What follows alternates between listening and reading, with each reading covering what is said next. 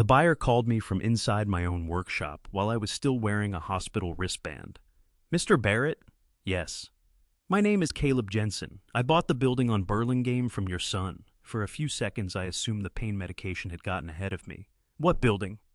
There was a pause. "Barrett Workshop, the one on Burlingame Avenue." I looked at the IV line running into my left arm. My wife, Linda, was sitting beside the hospital window reading something on her phone. She saw my face and lowered it. "What about my workshop?" Another pause. "I think maybe I should have called your son." "No, you called me. Finish." The man cleared his throat. "I'm trying to inventory what was left behind. There's a locked room at the back. Evan said the property was cleared except for some scrap lumber and old shelving, but there's a steel door inside with a deadbolt. He didn't have the key." I closed my eyes. The pattern room. 12 feet by 16.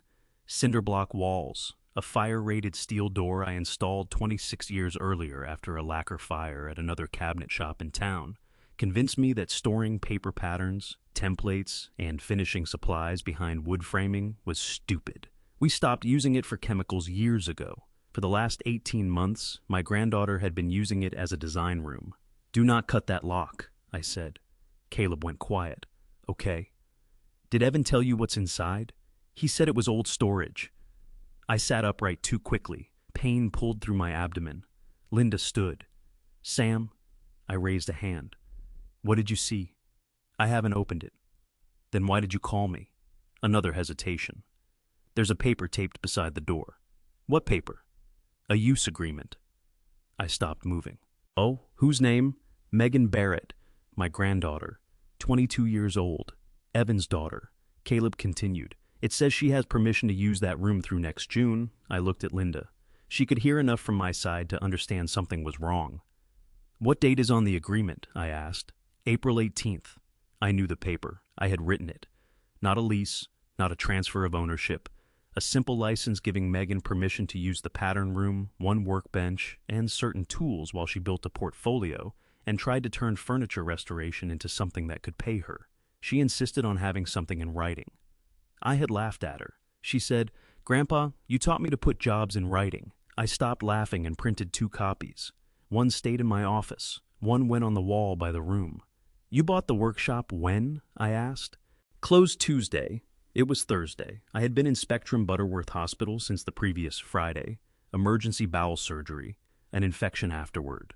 6 days of sleeping badly, walking hospital hallways with an IV pole, and having nurses ask whether I had passed gas, with an enthusiasm no stranger should bring to that question. "Who signed the sale documents?" "Your son. Under power of attorney." My hand tightened around the phone. Linda mouthed, "What?" I shook my head. "Not yet." Caleb said, "Mr. Barrett, I honestly thought you knew." "I did not. I'm sorry." "What did you pay?" He hesitated. "You don't have to tell me." "I paid $412,000. That was not a robbery price." The building sat on just under an acre in Wyoming, Michigan, south of Grand Rapids, 3,800 square feet. Block construction, 3-phase power, a loading door. Parking lot needing resurfacing. The county assessment had been lower, but commercial property around us had climbed. 412 was close enough to reasonable that I could not dismiss the sale as a fake transaction between Evan and a friend. "Who represented you?" "A broker." "Who represented the seller?" "Evan handled it through a commercial agent named Paul Dwyer." I knew Paul. Not well. He had sold 2 industrial buildings for people I knew. "Did you meet Evan before closing?" "Several times." "Did he tell you why I wasn't involved?" Caleb became careful. "He said you were in the hospital and had decided you weren't going back to work." I almost laughed. Not because it was funny. I had retired from paying customers 5 years earlier. The workshop was no longer my job. It was where I spent 3 mornings a week fixing furniture, building cabinets for family, teaching Megan how to cut dovetails without wasting half a board, and occasionally making something no one had asked for, because 71-year-old men should be allowed some inefficient hobbies. What exactly did my son say? He said your health had been declining. My health had not been declining. My appendix of a bowel infection had tried to kill me. There was a difference. He said the family had agreed it was time to sell. That made my anger cleaner. "Do you have possession now?" Yes. Have you moved anything? Not yet. Do not enter that locked room. I won't. Do not move anything with Megan Barrett's name on it. Understood. And send me a photograph of the use agreement. Sure. I gave him my number. Before we ended the call, Caleb said, "For what it's worth, I wouldn't have closed if I'd known you objected. That may become worth quite a bit." He gave a short, nervous laugh. I did not. When I hung up, Linda was standing beside the bed. "What did Evan do?" I told her, not loudly. I was too tired to be loud. She sat down halfway through. "He sold it?" "Yes." "Your workshop?" "Yes." "Can he do that?" That was the problem. Maybe. 2 years earlier, after I had a brief heart rhythm scare, Linda and I updated our estate documents. Our attorney suggested durable financial powers of attorney. I named Evan. Linda named our daughter, Rebecca. The workshop building was owned by Barrett Workshop LLC. I was the sole member. My power of attorney was broad enough to let Evan handle real estate and business matters if I needed him to. I remembered asking the attorney whether that meant Evan could sell the building. She said yes, depending on circumstances, and reminded me the whole point of appointing an agent was trusting the person. At the time, I told her, if I can't trust my own son to sign something for me, I've got a bigger problem than paperwork. Apparently, I had been more accurate than I intended. Linda said, "Call him." I looked at the wall clock. 2:23. Evan usually kept his phone on during work. He was a senior project manager for a commercial construction company. He had spent most of his adult life in offices and job trailers, which had disappointed me more when he was 25 than I was proud to admit. I called. He answered quickly. "Dad, everything okay?" That irritated me immediately. "You tell me." Silence. Not long. Long enough. "Who called you?" "The man standing inside my workshop." Evan exhaled. "Caleb. So you know him?" "Yes." "You sold my building Tuesday?" "Yes." I waited for an explanation. None came. Linda moved her chair closer. "You want to tell me why?" Evan's voice changed. "We need to talk about this when you're home." "No. We need to talk about it while the deed still has wet ink." "It's done, Dad." "That was not my question. I sold it because you need to be done with that place." I looked at Linda.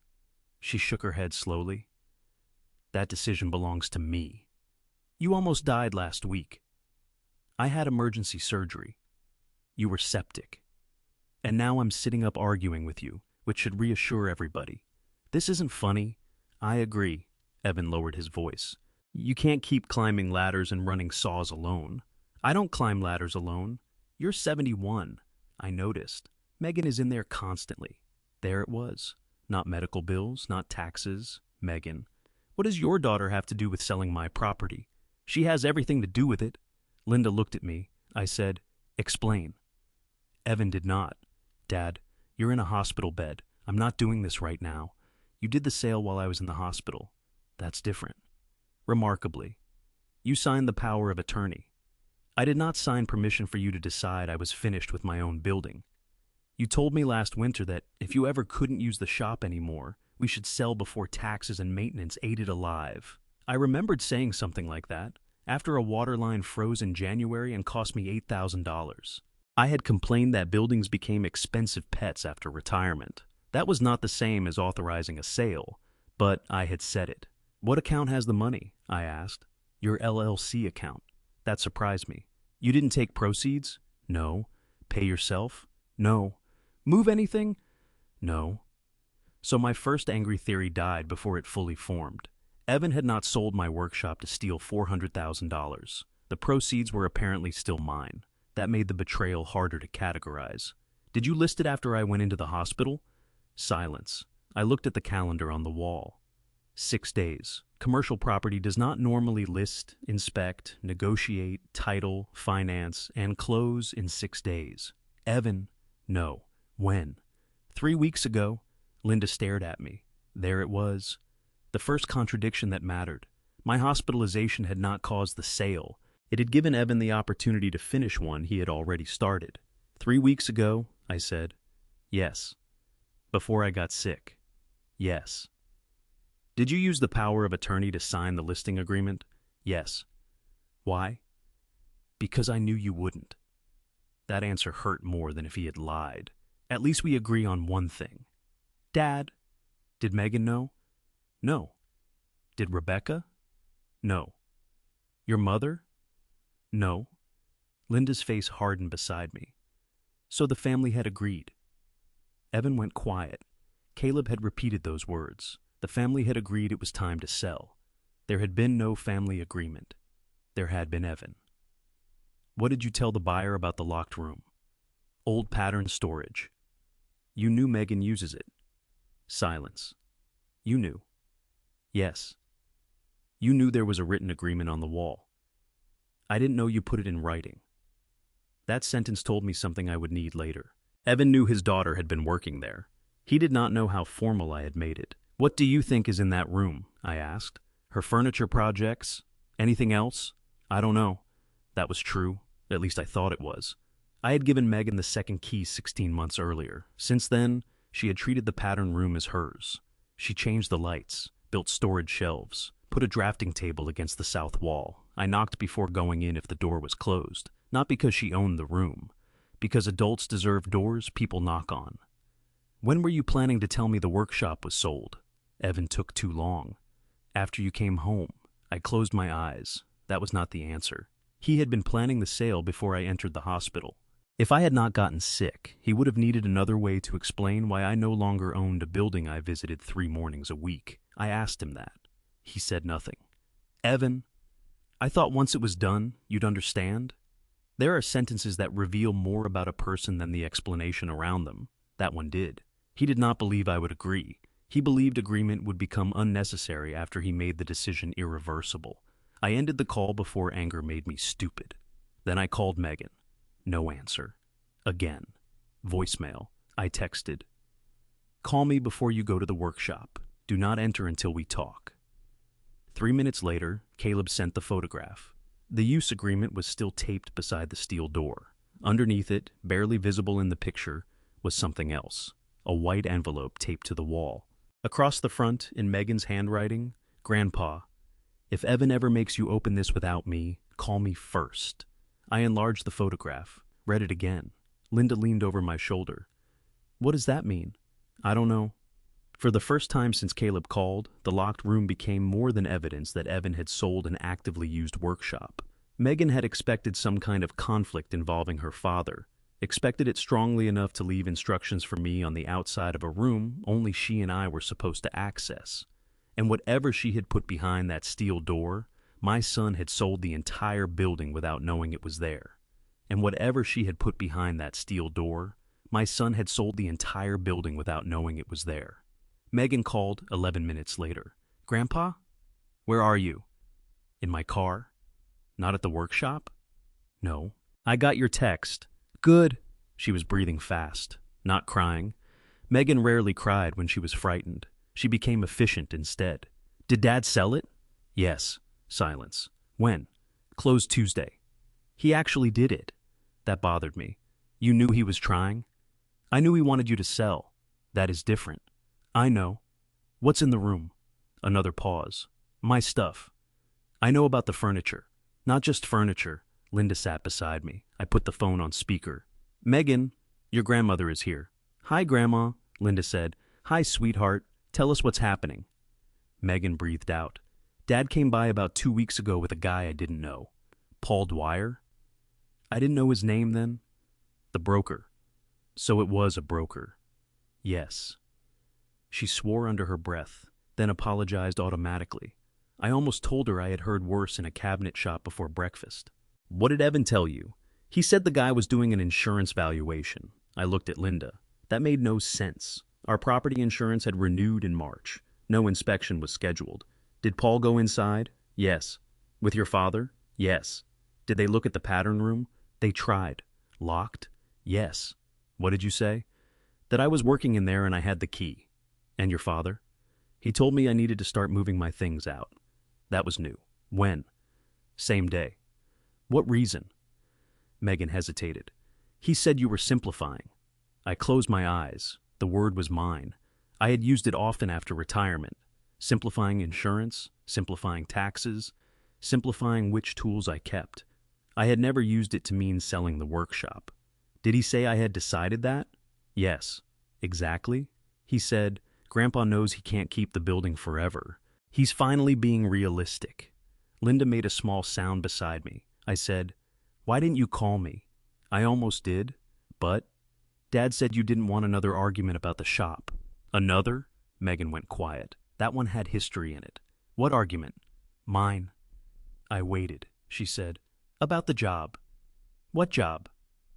Linda looked at me. Apparently I was the only person in the room who did not know. Megan continued. Dad got me an interview with Hartwell Construction in July. Evan's company did business with Hartwell, large commercial contractor. Good benefits, stable work. What kind of job? Junior project coordinator. You wanted construction management? No. There was no hesitation. Then why interview? Because Dad asked me to. And? They offered it. How much? $58,000. That was respectable money for 22. Benefits? Yes. And you turned it down? Yes. Why? Because I don't want to coordinate construction projects. Simple answer, reasonable answer. What do you want? You know, furniture, restoration, design, work that involved wood, sketches, old hardware, and enough sawdust to make Evan visibly tense whenever she came home wearing it. Megan had graduated from a 4-year industrial design program the previous spring. Her portfolio was good enough that one professor encouraged her to apply to 2 furniture design residencies. Not good enough yet to guarantee a living. That was the part Evan focused on. I focused on the other part. She was 22. 22 is when you are allowed to be uncertain if you can afford the uncertainty. I had told her that. Apparently Evan remembered. Your father thinks I talked you out of Hartwell. He thinks you made turning it down feel safe. That is not the same thing. I know. What did you tell him? That it was my decision. And? He said I was making your decision. I looked at Linda. She closed her eyes briefly. There was something older in that sentence than Hartwell. I would get to it, not from a hospital bed with 3 conversations already tangled together. Tell me about the envelope. Megan's breathing steadied. After Dad brought Paul there, I thought maybe he was trying to push you into selling. So you left me instructions. Yes. Why not just tell me? I should have. That is not why. She was quiet. Then, I didn't want you and Dad fighting because of me. There it was. A family can train itself into bad communication without anybody deciding to. I had spent years telling my children that if they had a problem, bring it directly to the person involved. They had spent years deciding which problems were worth making me react to. Not the same system. What is behind the door? I asked again. My current projects, client pieces, my drafting table. You have clients now. Small ones? How small? 3 restoration jobs and 2 custom pieces. Linda smiled. I did too. Evan had described his daughter as being in there constantly. He had not mentioned anyone was paying her. What else? My business registration folder. You registered a business? In August. Name? Juniper Restorations. I considered it. Not Barrett. No. Smart. Grandpa. What? I knew you'd say that. Linda laughed. For 30 seconds the situation became normal. Then Megan continued. There's also a portfolio in the flat drawer under my drafting table. Yours? No. Whose? Dad's. I frowned. Evan doesn't have a furniture portfolio. Yes, he does. I looked at Linda. She had gone still. What are you talking about? I found it in the loft above your old office in May. The workshop had a storage loft over the small front office. Old jigs, trade magazines, tax records old enough to vote. Things I promised Linda I would sort every winter and then failed to. What was in it? Drawings. My son had drawn constantly as a teenager. Cars, houses, furniture sometimes. I remembered scraps, not a portfolio. Furniture drawings? Yes. How many? Like 30. I said nothing. Megan's voice softened. They're really good. Linda stared at the floor. Does Evan know you found them? She asked. No. Why not? I was making something. What? A desk. I knew exactly which desk before she described it. Walnut, curved front edge, 3 drawers on one side, a narrow shelf underneath. Evan had drawn something like it when he was 17. I remembered because he wanted to build it, and I told him the curved apron would rack unless he redesigned the joinery. He got angry. We never built it. I had forgotten the drawing existed. Megan had not. I changed the joinery, she said. I smiled despite myself. Good. I was going to give it to Dad. When? His birthday. December. 3 months away. That's why the room stays locked? Partly. What's the other part? My client work is in there, and I started keeping my paperwork locked after Dad came in one Saturday and took the Hartwell offer letter off my desk. I stopped smiling. Took it where? Home. Why? He said I was avoiding reality, and he wanted me to read it again when I wasn't surrounded by Grandpa's tools. Linda said, He took your mail. It wasn't mail, I printed the offer. That does not improve it, I said. He gave it back. When? 2 days later. Did you tell him not to go through your things? Yes. What did he say? That your workshop wasn't my apartment. That sounded like Evan. Not cruel, certain. Sometimes certainty does more damage because it does not think of itself as aggression. I told Megan not to go to the property until we understood who legally controlled access. She hated that. I could hear it. But my customer's stuff is in there. I know. Grandpa, the buyer has agreed not to touch the room. For how long? I didn't ask. Then we need to ask. That also sounded like me. Fine. I'll call him. No. Pause. Why? Because the building belongs to him on paper right now. Let me handle first contact. She did not like that either. Then I heard myself.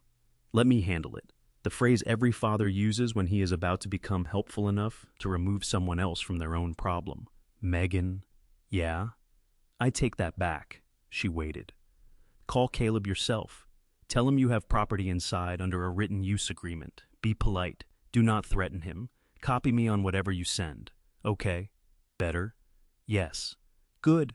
After we hung up, Linda looked at me. You almost did it. Did what? Exactly what you're furious with Evan for doing. I was not selling her building. No. She adjusted the blanket near my legs. You were deciding she needed you to handle her part because you're better at it. I did not answer.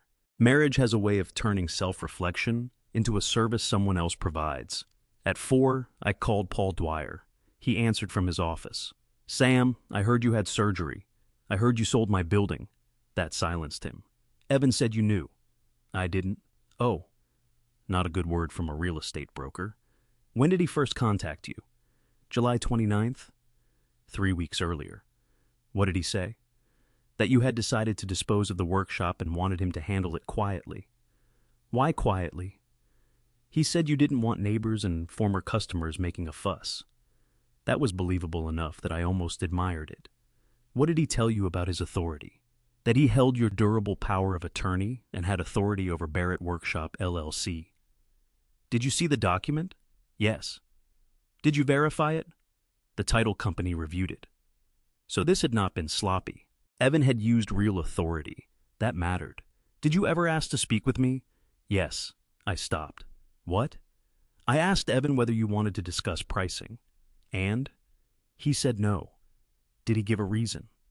Paul hesitated. That you had delegated the decision. Anything about my health? Not at first. At first. Sam. Paul. He sighed. After you went into the hospital, Evan said there had been a medical emergency and timing became more important. Why? He said the family wanted to get the building off your plate before rehabilitation. There is no rehabilitation. I know that now. What did he say about occupancy? He said the building was owner-used storage only. Megan? He said his daughter occasionally worked on personal projects. I looked at the photograph of her written agreement. Did he say she had permission through next June? No. Did you see the paper beside the steel door? Not during my first walkthrough. Did you go back? Yes. With Caleb. And? The room was locked. What did Evan say? Paul became uncomfortable. That it would be empty before possession. Not that he would ask Megan to leave. That it would be empty. A result without the conversation required to create it. Was Caleb financing the purchase? No, cash. That explained the speed. He had sold another small industrial property and needed to place funds. He already wanted something in that area. That's why we closed quickly. At least one part of this strange sale made ordinary commercial sense. Paul, did my son ever tell you I personally approved the $412,000 price? A long pause. He said you were comfortable with anything above 4. Did he say I told him that? Yes. I closed my eyes. I had never discussed a $400,000 floor with Evan. Never. The number itself was not bad. That almost made the lie worse. He had not cheated me on price. He had invented my consent because my consent was inconvenient. After the call, Linda said nothing for a while. Then, you know, Evan has hated that shop since he was a teenager. He doesn't hate it. He hates what it meant. I looked at her. What did it mean? She gave me the expression wives reserve for husbands asking questions they should already know the answer to. You missed things. I worked. Yes. We needed the money. Yes. Those early years, I know why, Sam. Her voice was gentle. But that doesn't mean Evan experienced it as a balance sheet. I remembered one baseball game in particular, regional semifinal. Evan was 16, a restaurant cabinet installation had gone wrong downtown, wrong dimensions from an architect's revision. I left in the 4th inning, told him I would make the final if they won. They lost. For years, I remembered that story as evidence of bad timing. Maybe Evan remembered it differently. Linda said, when Megan started spending every day there, he told me he was worried. When? June. You never told me. He asked me not to. I stared at her. Apparently secrecy had not begun with a broker either. What was he worried about? That she was becoming you. I almost laughed. Terrible fate. Linda did not smile. He meant someone who could love work enough to let it make decisions for the rest of her life. That one stayed with me. At 5:12, Megan texted. She had spoken with Caleb. He agreed to meet us at the workshop after I was discharged. Then she sent one more message. A photograph. The inside of the pattern room. Her walnut desk stood in the center, unfinished. Behind it, taped across the wall, were dozens of yellowed drawings. Evan's drawings. On the far right was one I recognized immediately. Not furniture, the workshop itself. Drawn in pencil when my son was 17. Underneath, in his handwriting, someday. Evan Barrett Furniture. I enlarged it. Linda leaned closer. Neither of us spoke. For years, I had believed Evan walked away from woodworking because he wanted a safer, steadier life. Looking at that page, I realized something I had either forgotten or never understood. My son had not always wanted to escape my workshop. Once, he had imagined it becoming his. I stayed with that longer than I wanted to. Linda knew. She had been married to me 48 years and had developed the irritating ability to tell when I was arguing with a memory. What are you thinking? That I forgot? You didn't forget everything. Enough! I enlarged Megan's photograph again. Evan's pencil drawing showed the old workshop before I added the west side storage bay. The proportions were good. Better than good for 17. Across the front he had sketched a wooden sign. Evan Barrett Furniture. I remembered the drawing now. Not clearly. Pieces. Evan sitting at the kitchen table with tracing paper. Me telling him the roof pitch was wrong. Him saying it was a concept, not a permit set. Then an argument that probably began with furniture and ended somewhere else. What did I say when he showed me this? Linda looked uncomfortable. You want my version or yours? That is never a promising question. Yours was that he was talented. I remember that. Mine was that you followed it with 10 reasons he shouldn't do it for a living. I looked at her. What reasons? Bad margins, no health insurance, recessions, customers who change their minds after you've bought the walnut. Those were real. I know. Then what? Linda folded her hands. You told him if he was smart enough to design buildings, he shouldn't spend his life sanding cabinet doors. I felt that one. Not because I could quote myself saying it, because it sounded exactly like something I would have said at 42. At 42, the workshop owned more of me than I owned of it. We were still paying off equipment. One hospital project could keep us busy for 6 months and then disappear because a general contractor found someone 2% cheaper. I had wanted something easier for my son. Apparently, I had explained that by making my own work sound smaller. Did he say he wanted the shop? Linda nodded. He wanted to work with you after community college. He went to Western. After you told him to. He got a construction management degree. Yes, he liked it. Eventually. That word bothered me. I looked at the photograph again. Why didn't you ever tell me he still cared about this? I thought you knew. Apparently that sentence was contagious in our family. The next morning, our attorney called. Her name was Laura Chen, and she had prepared the powers of attorney 2 years earlier. I had emailed her photographs of the documents Linda kept in our fire safe and told her, as calmly as possible, that my son had sold a commercial building while I was hospitalized. She did not use the word illegal. That disappointed the angry part of me. "The authority you gave Evan is broad," she said. "How broad? Real estate transactions, business interests, contracts, banking. It is effective immediately, not only if you become incapacitated." I remember. At the time, you wanted someone who could act if you were traveling or temporarily unavailable. I also wanted a son who asked before selling buildings. That part is not written into the document. I closed my eyes. Can the sale be reversed? Possibly, but I would not assume that. Why? Because there are several separate issues: Evan's authority, his duties to you as your agent, what he represented during the transaction, what the buyer knew, what the title company reviewed, whether the LLC documents imposed additional limits. Caleb says he paid cash. That may simplify some things. It does not automatically unwind anything. What about acting against my wishes? That matters. So he breached his duty. Sam? Laura had represented me long enough to know when I was trying to turn a question into a conclusion. We need facts first. I hated when professionals used my own habits against me. She continued. If Evan acted under your power of attorney, he owed duties to act in your interests and within the authority you granted. A fair market price and proceeds deposited into your company account may help him argue that he believed the transaction benefited you. He knew I did not want to sell. That would matter too. And he lied about my approval. If we can document that, the broker told me. Then I want the broker's records. She asked me not to move the proceeds. I had not even checked them yet. Linda logged into the Barrett Workshop LLC account from my tablet while Laura stayed on the phone. The deposit was there. $397,146.11 after commissions, title charges, taxes, and other closing expenses. Evan had not taken $1, not even reimbursement for anything obvious. That fact refused to fit comfortably into my anger. Laura said, "Preserve everything, do not transfer the money. Do not sign anything Caleb sends until I review it." What about Megan's room? Her written agreement could matter, but I need to see it. A license to use space is not necessarily the same as a leasehold interest. So Evan could still sell, perhaps. But he told the buyer the building would be empty. That is a different issue. Again, facts separated from conclusions. By Friday afternoon, the surgeon agreed to discharge me. Linda drove. She expected home. I asked her to take Burlingame. "You were cut open a week ago." "I am not operating machinery." "You're not staying long."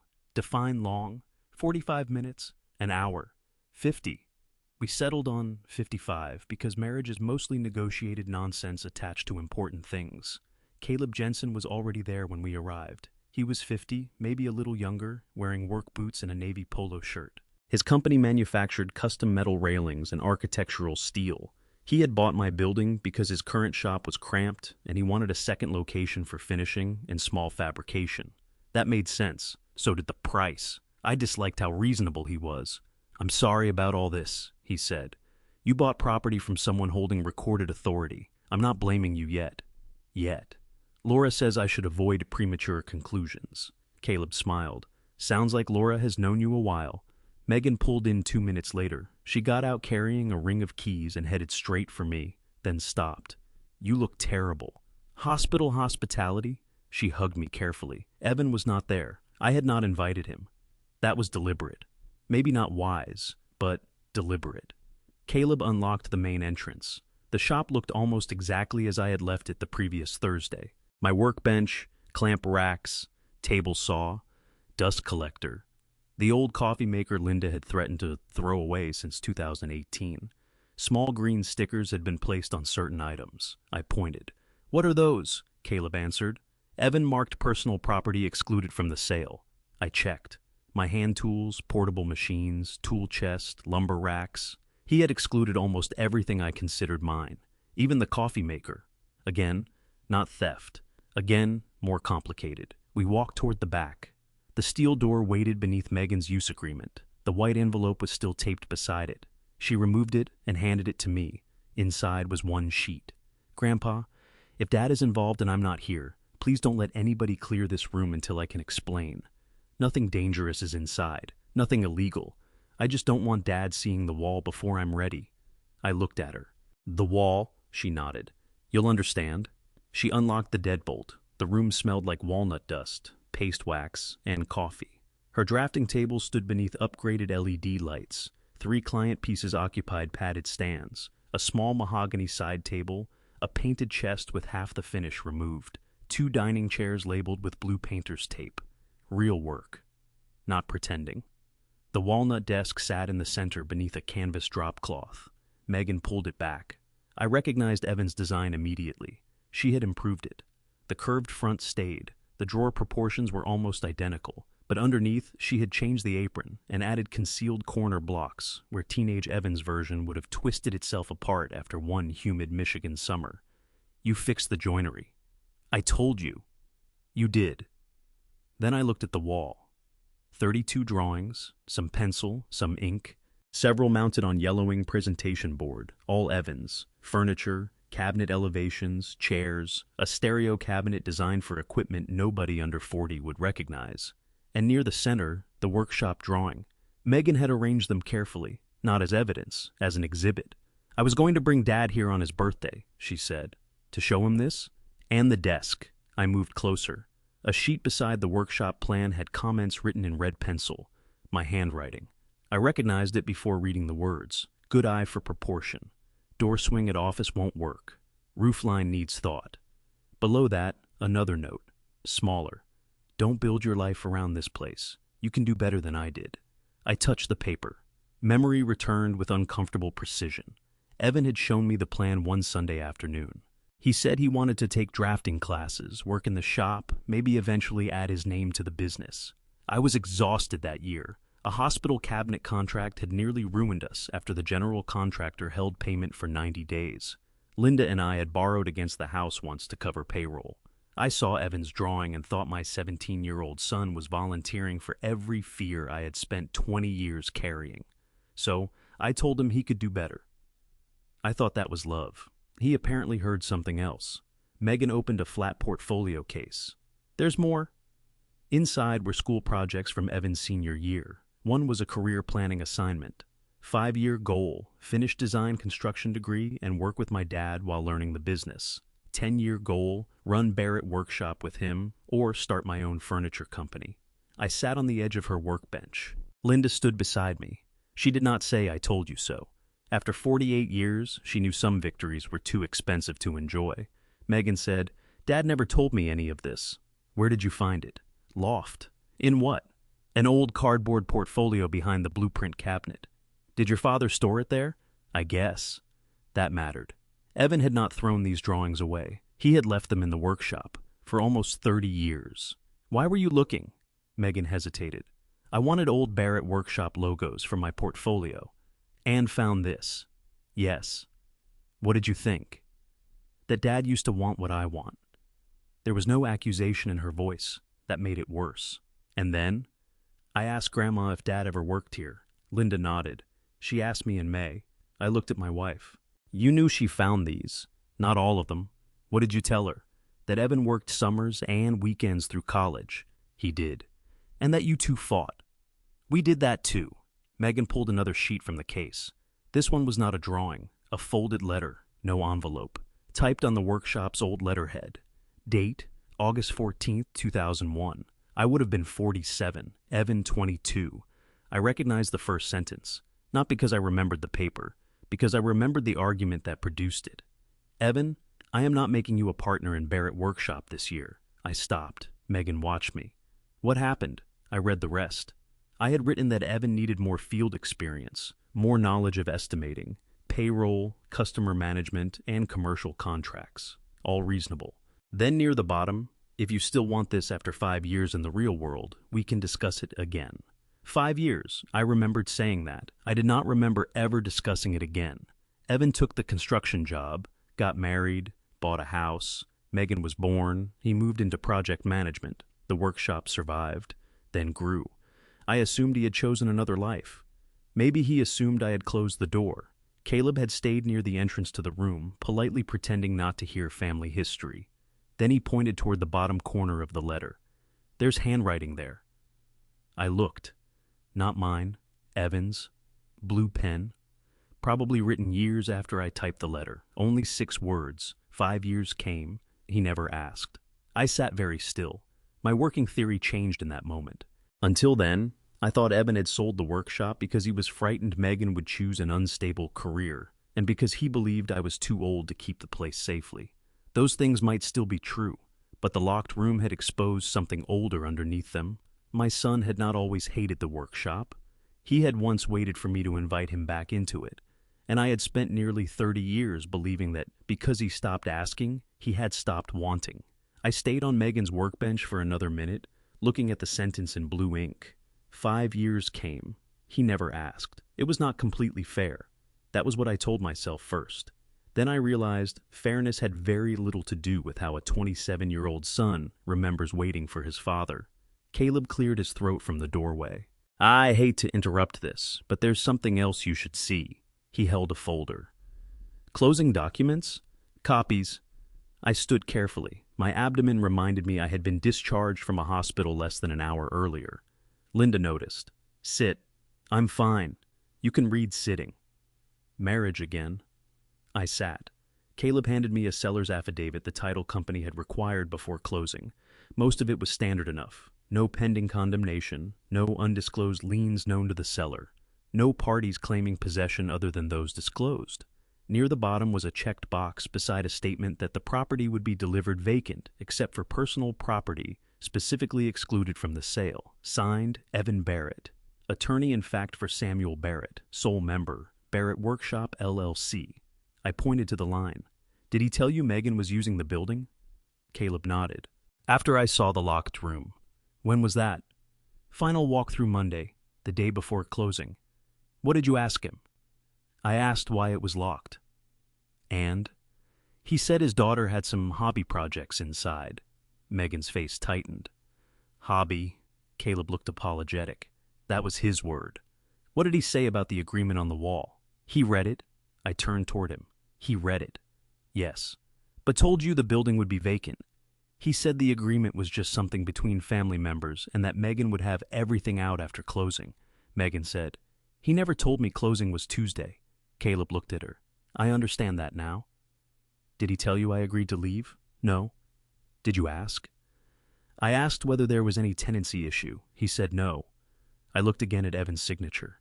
The question of whether Megan's paper created a legally enforceable right to remain was for Laura. But there was no question Evan knew she was there.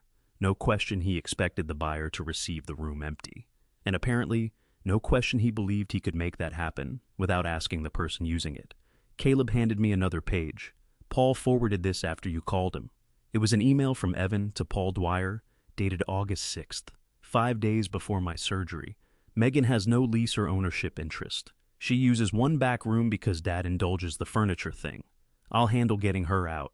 Please don't contact her directly because it will turn into unnecessary family drama. I read it twice. Megan did not ask to see it. She had read my face. Linda said, Sam? I handed her the page. She closed her eyes halfway through. Megan walked toward the drafting table. My furniture thing? I knew enough not to answer for Evan. Caleb said, For what it's worth, I thought she was a teenager. Megan turned.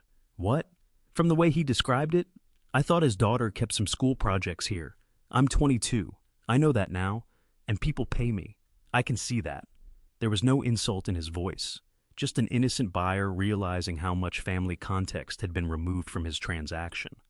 That mattered. Evan had not merely lied to me. He had simplified Megan for strangers. I looked at the email date again. August 6th. By then the sale was moving. My hospitalization had nothing to do with beginning it. Still, I could not make the pieces fit cleanly. If Evan's goal was to protect Megan from a risky career, why not argue about her career? Why sell a $400,000 property belonging to someone else? Why make the most extreme decision available? I had spent enough years running a business to know that when someone chose a solution far larger than the stated problem usually was not the whole problem. Megan, she looked over. When did you turn Hartwell down? July 26th. Paul said Evan contacted him. July 29th. 3 days. That was not proof. It was a pattern. Did your father know on the 26th? Yes. How? I told him. What happened? We argued. About Grandpa? She hesitated. Yes, I waited. He said you were making me think there would always be a place for me here. I looked around the room. There was. That's what I said. And? He said that was exactly the problem. Linda sat down. What did he mean? Megan picked up a pencil from her drafting table, rolled it between her fingers. He asked what happened when Grandpa couldn't keep the building anymore. Reasonable question. I said I'd figure it out. And? He asked whether I expected you to give it to me. No. Her answer came immediately. I told him no. Good. He said you probably would anyway. That bothered me enough that I looked at Linda. She did not meet my eyes. I noticed. Linda, she sighed. Not here. That means yes. Sam, what did you tell Evan? Megan looked between us. Caleb became extremely interested in inspecting the ceiling. Linda lowered her voice. In June, Evan asked what you planned to do with the building eventually. And? I said you hadn't decided. True. He asked whether Megan was part of the decision. I waited. Linda continued. Linda, I told him you'd said you hoped she might keep using it. That is also true. You said more than that. I knew from her face I was not going to enjoy the next sentence. What? You said it would be nice if someone in the family wanted the place after you were done. I remembered. We had been on the porch. Megan had spent the afternoon restoring a maple dresser someone found at an estate sale. I told Linda the girl had better hands than I did at 22. Then I said something like, maybe she's the one who keeps the shop alive after I'm finished. That was not an estate plan, not a gift, not even a promise. But if Linda repeated it to Evan, I could imagine what he heard. What exactly did you tell him? That you liked the idea of Megan continuing there. Did you say I was giving it to her? No. Did he ask? Yes. And? I said I didn't know. I rubbed my forehead. Why didn't you tell me this conversation happened? Because I knew what you'd do. Which was? Call Evan and ask why he was worried about property you weren't dead enough to leave anybody. Megan laughed before she could stop herself. Even Caleb smiled. Linda was right. That was probably close to what I would have said. Instead of asking, Linda had tried to prevent an argument. Another quiet family decision. I was beginning to dislike those. Caleb stepped outside to take a business call. Megan began wrapping her client pieces again. I asked Linda to help me walk to the front office. Most of the file cabinets were still there. Evan had marked them as personal property. I opened the bottom drawer of the old steel cabinet behind my desk. Warranty manuals, equipment records, old insurance policies. Then a folder labeled Evan. 2006. I stopped. Linda saw it. Oh, you knew this was here? I knew there used to be something. I opened it. The first pages were notes in my handwriting. Not polished. Numbers, salary assumptions, vehicle cost, health insurance, a proposed ownership schedule. I had forgotten the folder existed. Memory returned piece by piece. In 2006, the workshop had one of its best years. We had 3 employees besides me. Commercial casework was steady. I was 52 and beginning to understand that working until 70 without a succession plan was not a plan. So I had spent several nights figuring out what it might look like if Evan came back. Not as a partner immediately, as operations manager first, then 10% ownership, more over time if it worked. On the 3rd page I had written, Evan knows commercial jobs, better with people than me, could handle field coordination. Underneath, ask after hospital project closes. I sat down. Linda stood beside me. Did you ever ask? No. Why? I knew before I found the next note. In my handwriting, Evan promoted, regional PM, 71K plus bonus, Megan starting preschool, don't drag him backward because I need an exit. I read it again. At the time, I thought I had made a generous decision. Evan had a young family, a good salary, health insurance, retirement benefits. My workshop could pay him, but not guarantee him what his construction career offered. So, I did not ask. I never showed him the folder, never told him I had considered it. I simply decided the stable life he had built was proof he no longer wanted the unstable one he once asked me for. Linda said softly, "You were trying to protect him." I know. That doesn't make you evil. I wasn't worried about evil. I thought about Evan's blue handwriting. 5 years came. He never asked. I had remembered the 5-year promise as something he could reopen. He had remembered it as something I was supposed to reopen. Neither of us did. For almost 20 years, we each treated the other man's silence as an answer. My phone rang. Evan. I looked at Linda, then answered. You at the workshop? Yes. Megan there? Yes. Silence. You opened the room? Yes. He breathed out. Then you saw it. Your drawings? Another silence. And the letter from 2001? Yes. I looked at the 2006 folder on my lap. I found something you didn't see. What? A transition plan. He said nothing. I wrote it 5 years after that letter. Still nothing. I considered asking you to come back. Evan laughed once. It was not amusement. You considered it. Yes. And then? You got promoted? That was your reason? You had Megan. A mortgage. Benefits. You decided I didn't want it. I decided I shouldn't pull you away from something stable. That isn't what I asked. No, it was not. I leaned back. You're right. The words slowed him. Then I asked, is that why you sold it? His answer took several seconds. Partly. What's the other part? You're doing it again. With Megan. She wants to be there. So did I. That doesn't give you the right to sell it. No. He said it quietly. No argument. Then, but you were going to give her what you never gave me. I looked at the 2006 plan. I wasn't giving her the building.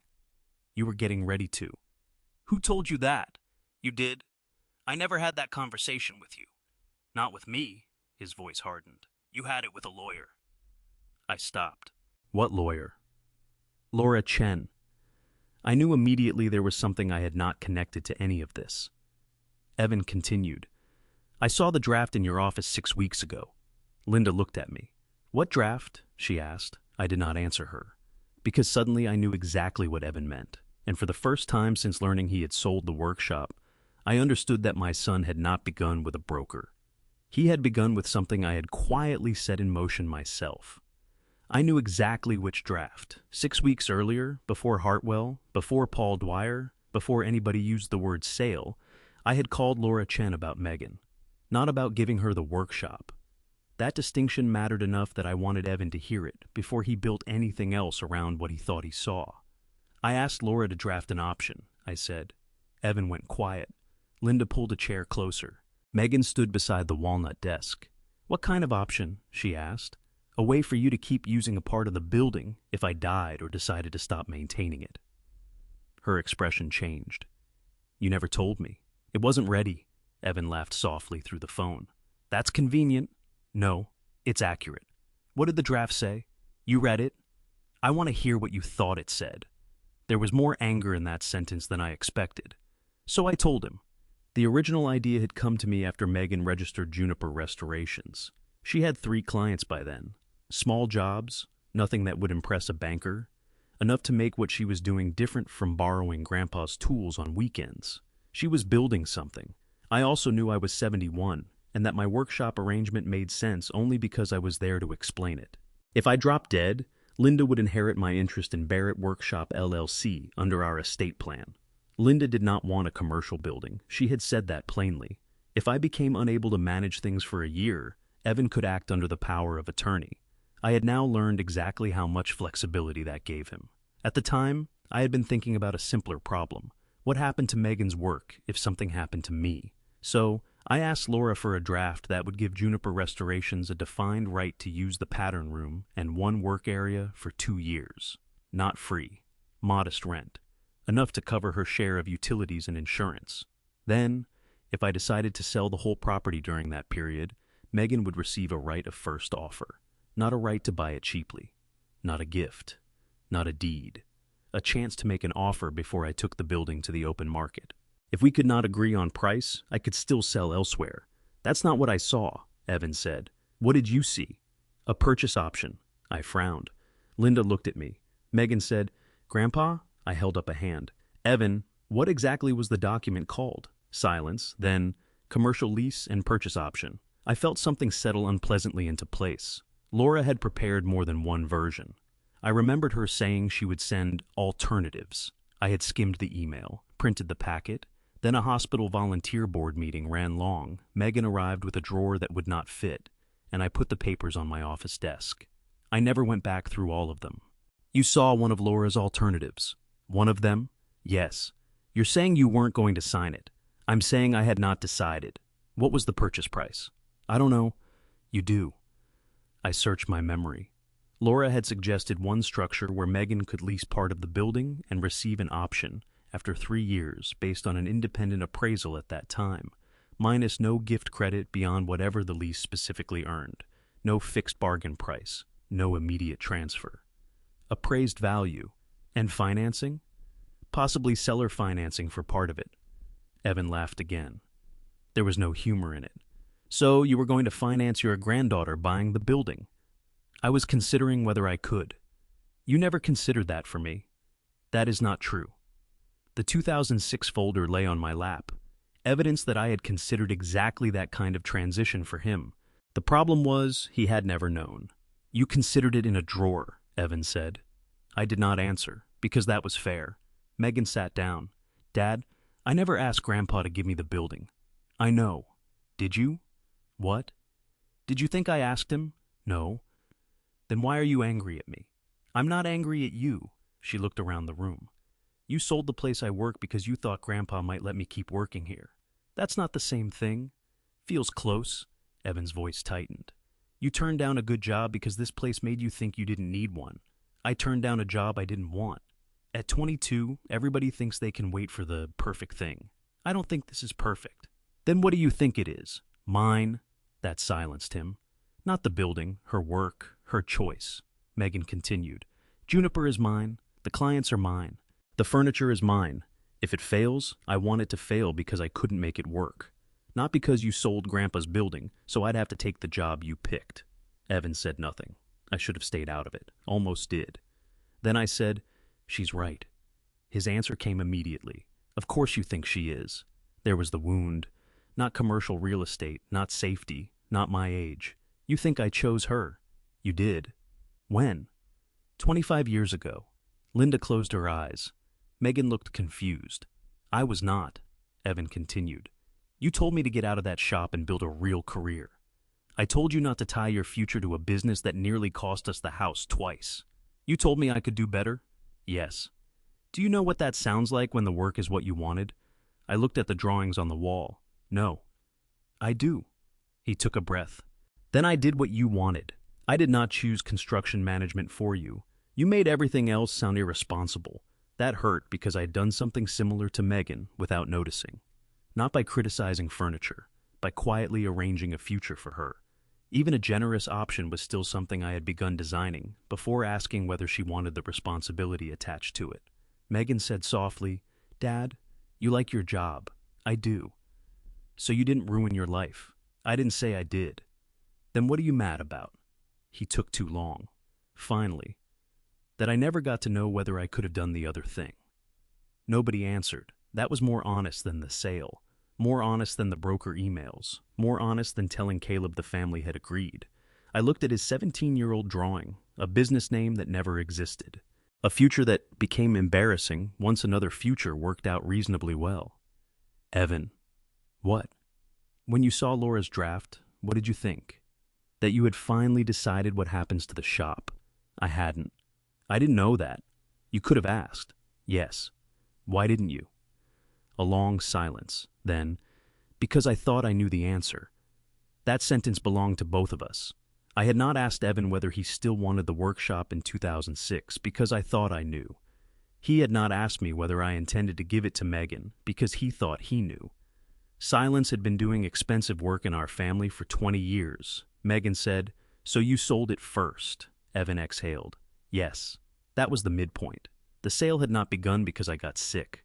My hospital stay only made closing easier. It had not begun because Evan needed money. He took none. It had not even begun primarily because he believed the building was unsafe for me. The sale began when my son found evidence that I was considering creating a path for his daughter into the same workshop he once wanted for himself. 3 days after Megan rejected Hartwell, he called Paul Dwyer.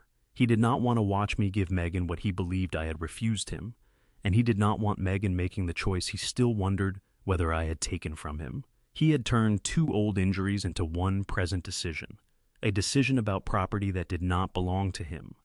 I asked, How did you find Laura's packet? You left it on the office desk. You were in here? Yes. When? July 17th. I remembered. I had asked Evan to pick up a folder containing the LLC's insurance renewal because he was meeting our agent about a construction project nearby. You opened papers addressed to me. They were sitting out. That is not an answer. I saw Megan's name. So you read them? Yes. Entire packet? Silence. That interested me. Evan? Most of it. I stood slowly. Linda gave me a look but did not stop me. What did you skip? I don't remember. You remember enough to sell a building. Dad? I'm asking a question. He became defensive. I read the lease draft. I read the purchase option. I saw the note about seller financing. What note? He hesitated. Laura's cover page. Something moved in my memory. Not the exact wording, but I remembered a yellow sticky note I had placed on Laura's packet before leaving the office that afternoon. A reminder to myself. I walked toward the desk. The packet was not there now. Of course it was not. Evan had been in the office since. So had I. So had Megan. I had moved piles around without thinking. What did the cover page say? I asked. I don't know exactly. That is not true. I haven't memorized it. Then give me the part you remember. He went quiet. Linda watched me. Megan stopped wrapping her customer's chair. Finally, Evan said, It said none of the documents were final. I waited. What else? That you wanted to review tax consequences? What else? Another silence. Then, that there were family issues to discuss. I knew enough about lawyers to know Laura would have been more specific. I took out my phone. What are you doing? Calling her. Dad, you just got out of the hospital. And apparently being horizontal for 6 days does not reduce my phone skills. Linda almost smiled. Evan did not. Laura answered from her office. I put her on speaker after asking permission. Laura, do you remember the workshop succession drafts you sent me in July? Yes. How many? 3 alternatives. Evan went silent. What were they? A limited commercial use license, a lease with right of first offer, and a longer-term lease with a future purchase option based on appraisal. Exactly. Did you send a cover letter? Yes. Can you pull it up? Keyboard sounds. Give me a moment. We waited. Caleb came back into the room, saw our faces, and quietly retreated again. Laura said, I have it. Read the paragraph about family. She paused. Then, as we discussed, these drafts are exploratory only. Before choosing any structure, you said you intend to speak with Evan about whether he has any continuing interest in the property or business, and to speak separately with Megan about whether she actually wants a long-term commitment. No document should be signed until those conversations occur. Nobody moved. I looked at the phone, then at Evan's drawings. Was that page attached to the packet? Yes, Laura said. First page. Thank you. I ended the call. For a few seconds I could hear only the ventilation fan above Megan's workbench. Then I said, You read that. Evan did not answer. Did you? Yes. The deeper question arrived quietly. My son had not sold the workshop because he mistakenly believed I had already chosen Megan over him. He knew I had not chosen yet. He knew I intended to ask him whether some part of the future he once wanted still mattered. And instead of waiting for that conversation, Evan had used the authority I trusted him with to make sure I could never have it. He knew I intended to ask him whether some part of the future he once wanted still mattered. And instead of waiting for that conversation, Evan had used the authority I trusted him with to make sure I could never have it. I stayed on the phone. Why? He did not answer. Not why you were angry. I understand that part better than I did an hour ago. Why did you need the building sold before we could talk? I didn't need it sold before we talked. You read Laura's letter? Yes. You knew I planned to talk to you? Yes. You called Paul 12 days later? Silence. That is not an accident, Evan. No. Megan sat on the edge of her drafting table. Linda remained beside me. I said, Were you afraid I'd offer you something? Evan laughed quietly. That's a hell of a question after 25 years. Answer it. I didn't want your offer. That was not the question. Another silence. Then, yes. The word surprised me. What were you afraid I'd offer? The shop? I wasn't planning to hand you a deed. I know. You know that now? I knew it then. That stopped me. Then explain. His voice became tighter. You were going to ask whether I still had an interest. Yes. And what was I supposed to say? The truth. Which truth? I frowned. The one you believed. That's the problem. Megan looked toward the phone. Evan continued. I've spent 20 years telling myself I made the right choice. Construction management, salary, benefits, raising Megan without wondering whether a customer's check cleared before Friday payroll. You did make a good life. I know. So what was the problem? The problem was I saw that packet and wanted to say yes. Nobody moved. He breathed out. I hated that. I looked at the old drawings on the wall. Why? Because it made me feel 22 again. His voice softened. Like I was standing in your office, asking whether there was room for me and waiting for you to decide whether I was serious enough.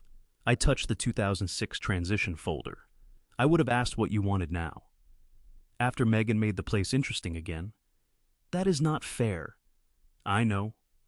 He said it before I could. I know it isn't fair.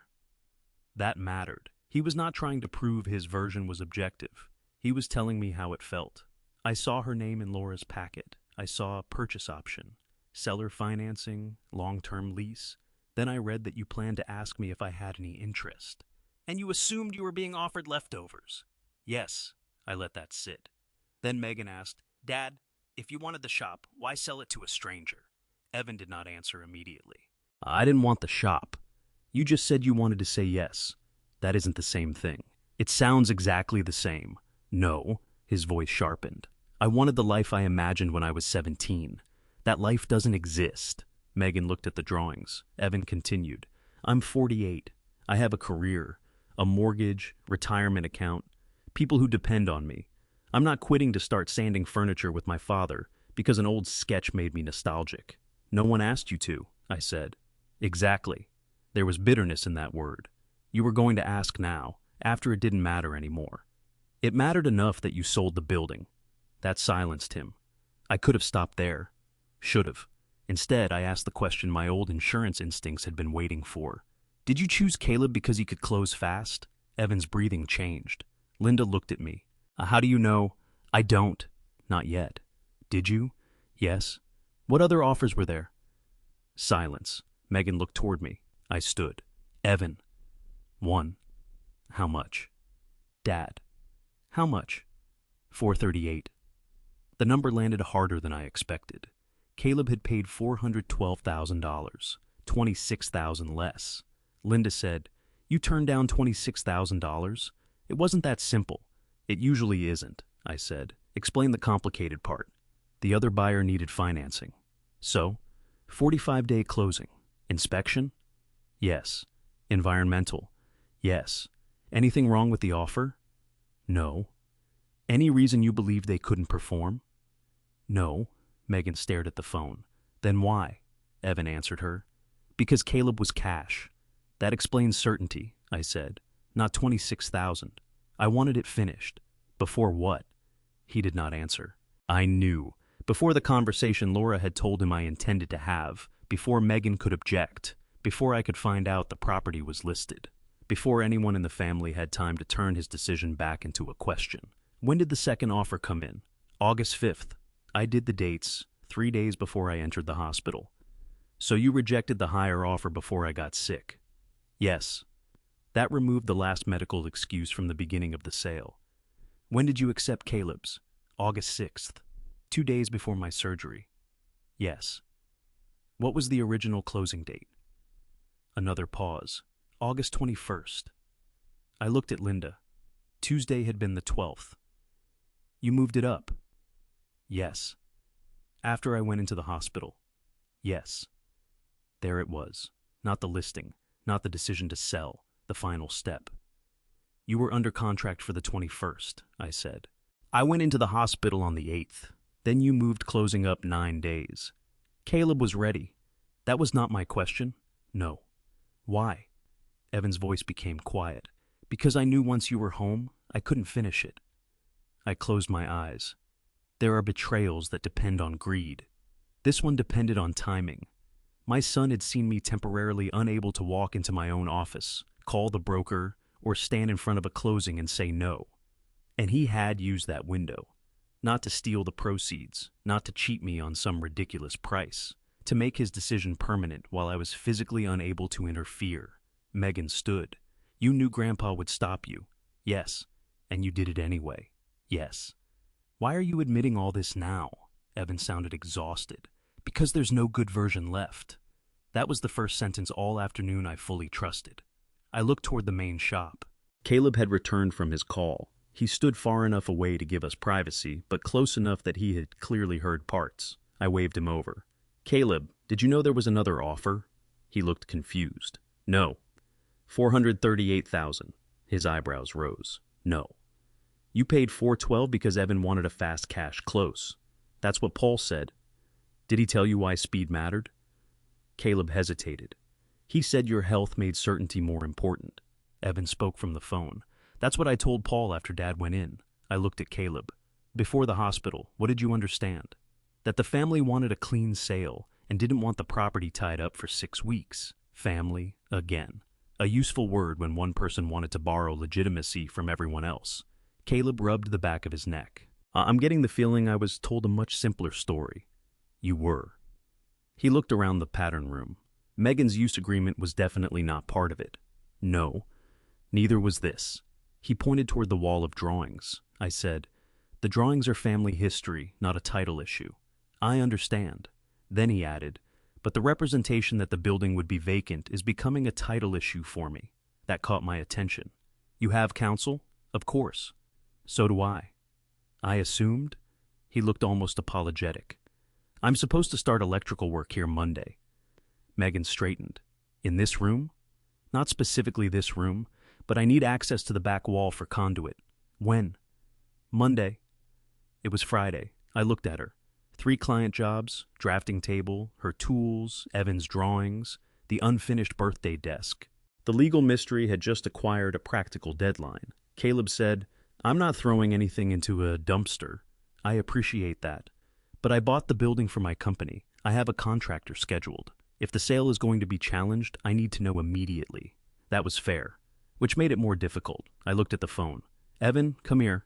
Silence. Today? Yes. I'm at work. It's 5:30. I have things to finish. So did I. Linda gave me a warning look. I heard myself. The old version. Pressure until the other person's schedule becomes irrelevant. I stopped. No, forget that. Evan sounded confused. What? Come tomorrow morning at 9. Why? Because you sold a room you never opened. I know what's in it now. No. I looked at the desk Megan had built from his teenage drawing. You know what we told you. That was different. Megan looked at me. I continued. If you're willing, Megan wants to show you what she was doing. She did not correct me. Good. Evan said nothing. Then, 9. We ended the call. Caleb stepped into the main shop to speak with his electrician. Megan sat again. Linda looked at me. You're not going to sue him tonight? It was not quite a question. I'm going to call Laura. That wasn't what I said. No. I looked at the sales affidavit, the lower offer, the accelerated closing, the email calling Megan's business the furniture thing. I was angry enough to want every legal consequence available. Then I looked at the 2006 folder, my own unasked question. The transition plan I had hidden from Evan by deciding stability was better for him.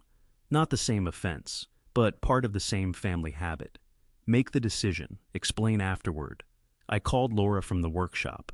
She listened without interrupting as I told her about the $438,000 offer, the lower cash deal, the original closing date, and Evan accelerating it after my surgery. When I finished, she said, "That is more concerning. Can we undo the sale? Slow down? I'm sitting." Not what I meant. Linda smiled despite herself. Laura continued, "If Evan knowingly accepted less favorable terms for reasons unrelated to your interests, that could strengthen an argument that he breached duties as your agent. He admitted it. Document the conversation while it is fresh. The buyer heard some. Good. So we unwind it. I did not say that. My anger returned. Why not? Because Caleb may still be a good faith purchaser who relied on facially valid authority. Because the deed has recorded. Because rescission involves more than proving Evan behaved badly. What does it involve? Caleb's rights. Title issues, restoring funds, transaction expenses, possibly litigation. I looked at Caleb through the doorway. He was standing in a building he had paid for. An innocent person could lose time and money because my son and I had spent 20 years refusing to ask each other one direct question. Laura said, "First thing Monday, I'll send formal notice that you dispute Evan's authority as exercised in this transaction and that no further changes should be made while we review options. Can Caleb renovate? I cannot answer that responsibly without talking to his counsel." I closed my eyes. And Megan? Have her inventory and photograph everything. She should move irreplaceable personal property if Caleb agrees to access. The drawings, the desk, her client's furniture. The room was already becoming temporary. Sam? Yes? Revoke Evan's power of attorney tonight. That hurt more than I expected. Not legally. Personally. I had chosen my son because I trusted him to become my judgment when I could not act for myself. Now the first necessary step was making sure he never held that authority again. I'll sign whatever you send. After the call, Megan began taking photographs. Every wall, every project, every tool. Caleb agreed we could return Saturday before his electrician started any work. I stood beneath Evan's drawing of the workshop. Once, he had imagined his name over the door. Then I told him to find something safer. Years later, I almost invited him back and decided silence was kinder. Now he had sold the building before I could finally ask. For the first time, I stopped seeing the workshop as the thing I needed to protect at any cost. Buildings can be bought, sold, repaired, replaced. The harder thing to restore was the right to make your own decision after someone who loved you decided they understood your life better than you did. Evan had taken that from me. I had taken smaller versions of it from him. And the next morning, he was going to stand inside the room he sold without opening and see exactly what those choices had cost all 3 generations of us. Evan arrived at 8:52 Saturday morning. I was already there with Linda and Megan. Caleb had opened the building for us and then gone to his office near the front, which I appreciated. He had become an unwilling witness to enough Barrett family history. Evan parked beside my truck. He sat behind the wheel for almost a minute before getting out. No work clothes, jeans, gray sweatshirt, coffee in one hand. He looked like the 25-year-old version of himself more than I expected. Maybe that was the building. Places have a way of restoring old ages. "You okay?" he asked when he saw me. "I was discharged yesterday, not reconstructed." "Mom said you were supposed to rest." Linda said, "Do not involve me." Megan stood near the back hallway. Evan looked at her. "Hey." "Hi." Nothing hostile. That was somehow worse. He followed us toward the pattern room. When he reached the steel door, he stopped at the use agreement, taped beside it, read the whole thing, then looked at me. "You actually wrote this?" "Yes." "For a room in your own building?" she asked. Megan said, "Because you taught Grandpa's entire family that unwritten agreements become arguments." Evan almost smiled. Sounds like him. Then she unlocked the door. He did not move immediately. The room was exactly as we had left it. His drawings across the wall, Megan's client pieces along one side, the walnut desk in the center, the old portfolio on the drafting table. Evan stepped inside. His face changed before he reached the first drawing.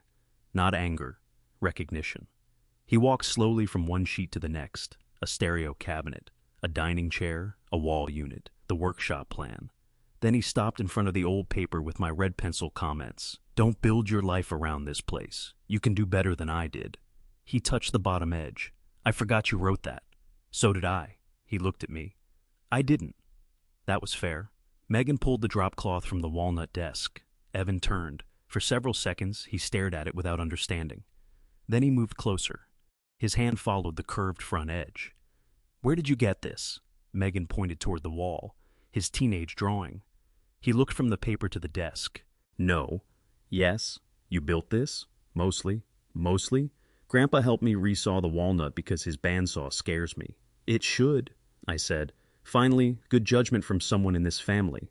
Nobody laughed much. Evan opened the top drawer. Closed it. Checked the joinery underneath. Of course he did. "You changed the apron." Megan nodded. "Your version would have moved." He looked at me. I raised both hands. "I never said anything." "You didn't have to." He crouched again. Ran a thumb along the drawer front. "What's this for?" Megan became nervous for the first time that morning. "You?" Evan stood. "What?" "Birthday?" He looked at her. You were making this for me? Yes. Why? Because I found your drawings. That answer seemed to hurt him. Not because it was cruel, because it was kind. Megan continued. I thought maybe you stopped building because life happened. Evan stared at the desk. It did. I thought you might like knowing you were good. His eyes filled. I know I was good. Then why do you talk about furniture like it's a disease? That was Megan, 22. Direct enough to find nerves the rest of us spent years walking around. Evan looked toward the drawings. Because being good at something doesn't mean it's a good life. I knew that sentence, not the words, the belief. Mine. Megan knew it too. You mean stable? Yes. Those aren't the same thing. No. He looked at me. I know that now. I did not like being included in the sentence. Probably deserved it. Megan sat on the edge of her drafting table. Did you sell Grandpa's building because I turned down Hartwell? Evan looked at her. Not only because of that. Then it was part of it. Yes. How much? Megan. How much? He looked away. She reached for her laptop. I got another email from Hartwell. Evan's face changed. That was enough for me. When? I asked. Thursday. She opened it. The recruiter had written that they understood Megan's workspace circumstances may be changing and wanted her to know the project coordinator position could remain available for another 2 weeks if she reconsidered. Megan turned the screen toward her father. How did they know about my workspace? Evan said nothing. Dad. I called Kevin. Kevin who? The operations director. The one you know through work. Yes. When? After you declined? How long after? A few days. The timeline again. Hartwell rejection, July 26th. Broker contacted July 29th. Evan calling Hartwell somewhere in the same window. What did you tell him? Megan asked. That you might reconsider. Why would I? Because things were changing. You mean because you were selling this? Yes. There it was. Not an accident, not merely old resentment toward me. Evan had begun arranging the conditions around his daughter's decision. He could not make her take Hartwell. So he tried to remove the place that made saying no easier. Megan stared at him. You called my prospective employer after I turned them down? They're not your employer. You know what I mean? Yes. And told them to keep the job open because you expected my workspace to disappear.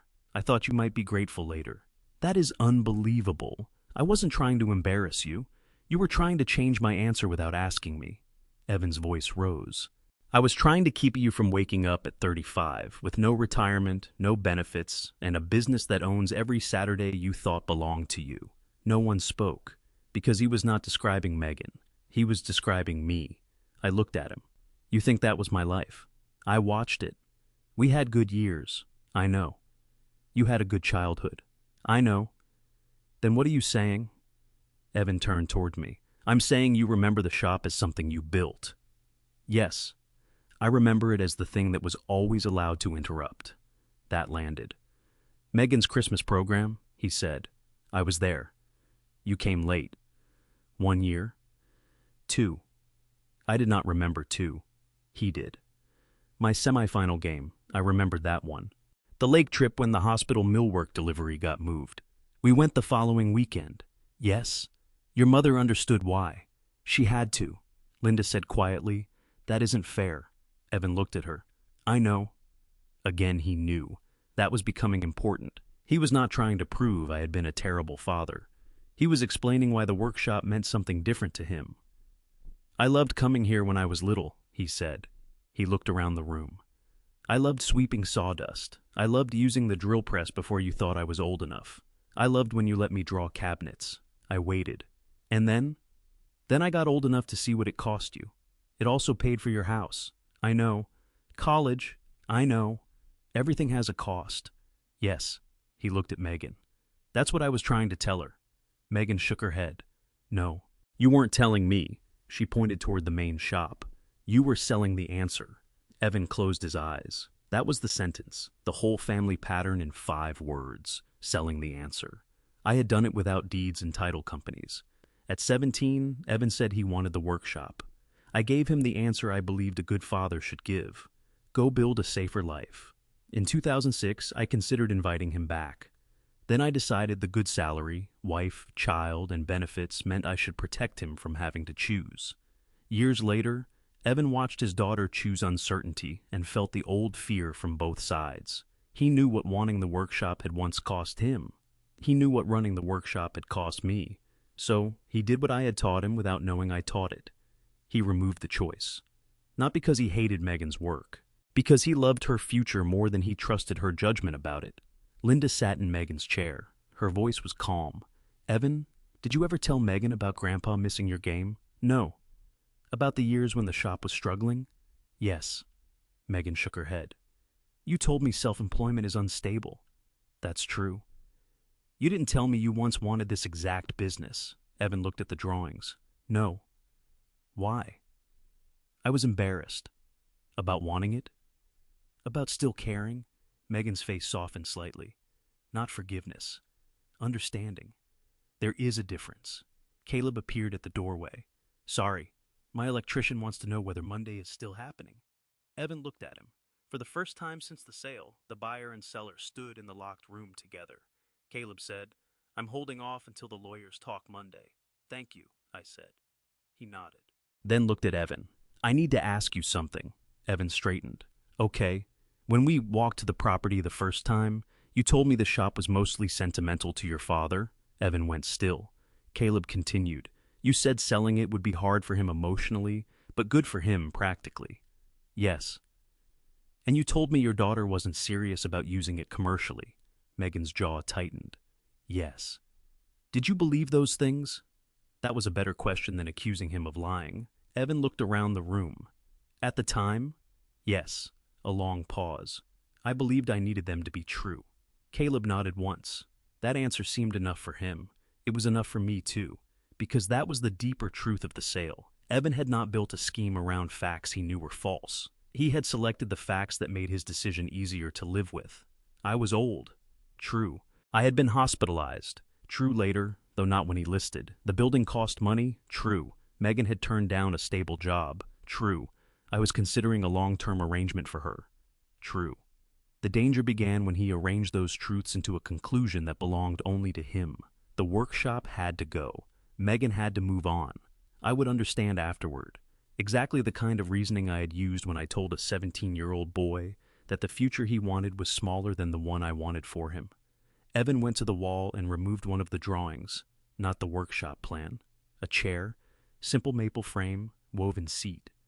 I built this. I frowned. The chair? Yeah. When? Senior year. I don't remember. I know. No accusation in the words. That made them worse. He looked at Megan. Your grandpa told me the back angle was wrong. Was it? Yes. I said, by about 3 degrees. Both of them looked at me. What? Megan laughed first, then Evan. Small, unexpected. The first sound in that room that did not feel like testimony. He put the drawing back, then said, I'm sorry. Megan looked at him. For Hartwell? Yes. And selling the building? He turned toward me. Yes. I did not tell him it was okay. It was not. I did not tell him we would fix it. I did not know that. Instead, I asked, will you tell Laura exactly what you told us? His face changed. He understood the consequence, the lower offer, the accelerated closing, my known opposition, the misrepresentation of Megan's occupancy. All of it. Yes. Even if it helps me challenge the sale. Yes. That may cost you. I know. There was the first decision Evan had made since July that did not depend on controlling what happened afterward. Megan walked to the walnut desk. Do you still want it? He looked at her. The desk? Yes. A strange question in the middle of a property dispute. Maybe the right one. Yes. She nodded. Then I'll finish it. Evan's eyes filled again. He looked at me. I could tell he wanted to ask something. He almost did, then stopped. That would have been our old pattern, so I waited. Finally, he said, if the sale gets undone, were you really going to ask me whether I still wanted part of this? Yes. What if I said no? I would believe you. He nodded. And if I said I didn't know? I'd try very hard not to answer for you. Linda said, I'd like that in writing. Megan laughed again. Even Evan smiled. When we left the room, I understood something I had missed from the first call in the hospital. The locked door had never been hiding a dangerous secret from Evan. It was hiding evidence of a choice he could not bear to watch someone else make. His daughter choosing an uncertain craft. His father deciding what happened to the old shop. And underneath both was the choice he had once wanted for himself. The workshop sale was wrong. The legal consequences still mattered. But if I reduced what Evan had done to greed, ageism, or disrespect, I would be repeating the same mistake that got us there. I would be deciding I understood his life before I had listened long enough to hear it. I would be deciding I understood his life before I had listened long enough to hear it. That did not mean I trusted him again. Monday morning, Laura Chen called at 8:14. I was at our kitchen table with coffee. I was not supposed to be drinking yet, because the surgeon preferred I give my stomach another week before behaving like myself.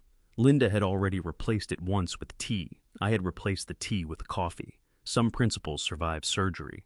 I received the closing file, Laura said. All of it? Enough to make me uncomfortable. That was not a phrase I wanted from a lawyer before breakfast. What did Evan sign? The deed is your attorney in fact. Seller disclosures, closing statement, several standard certifications concerning the power of attorney. Anything false?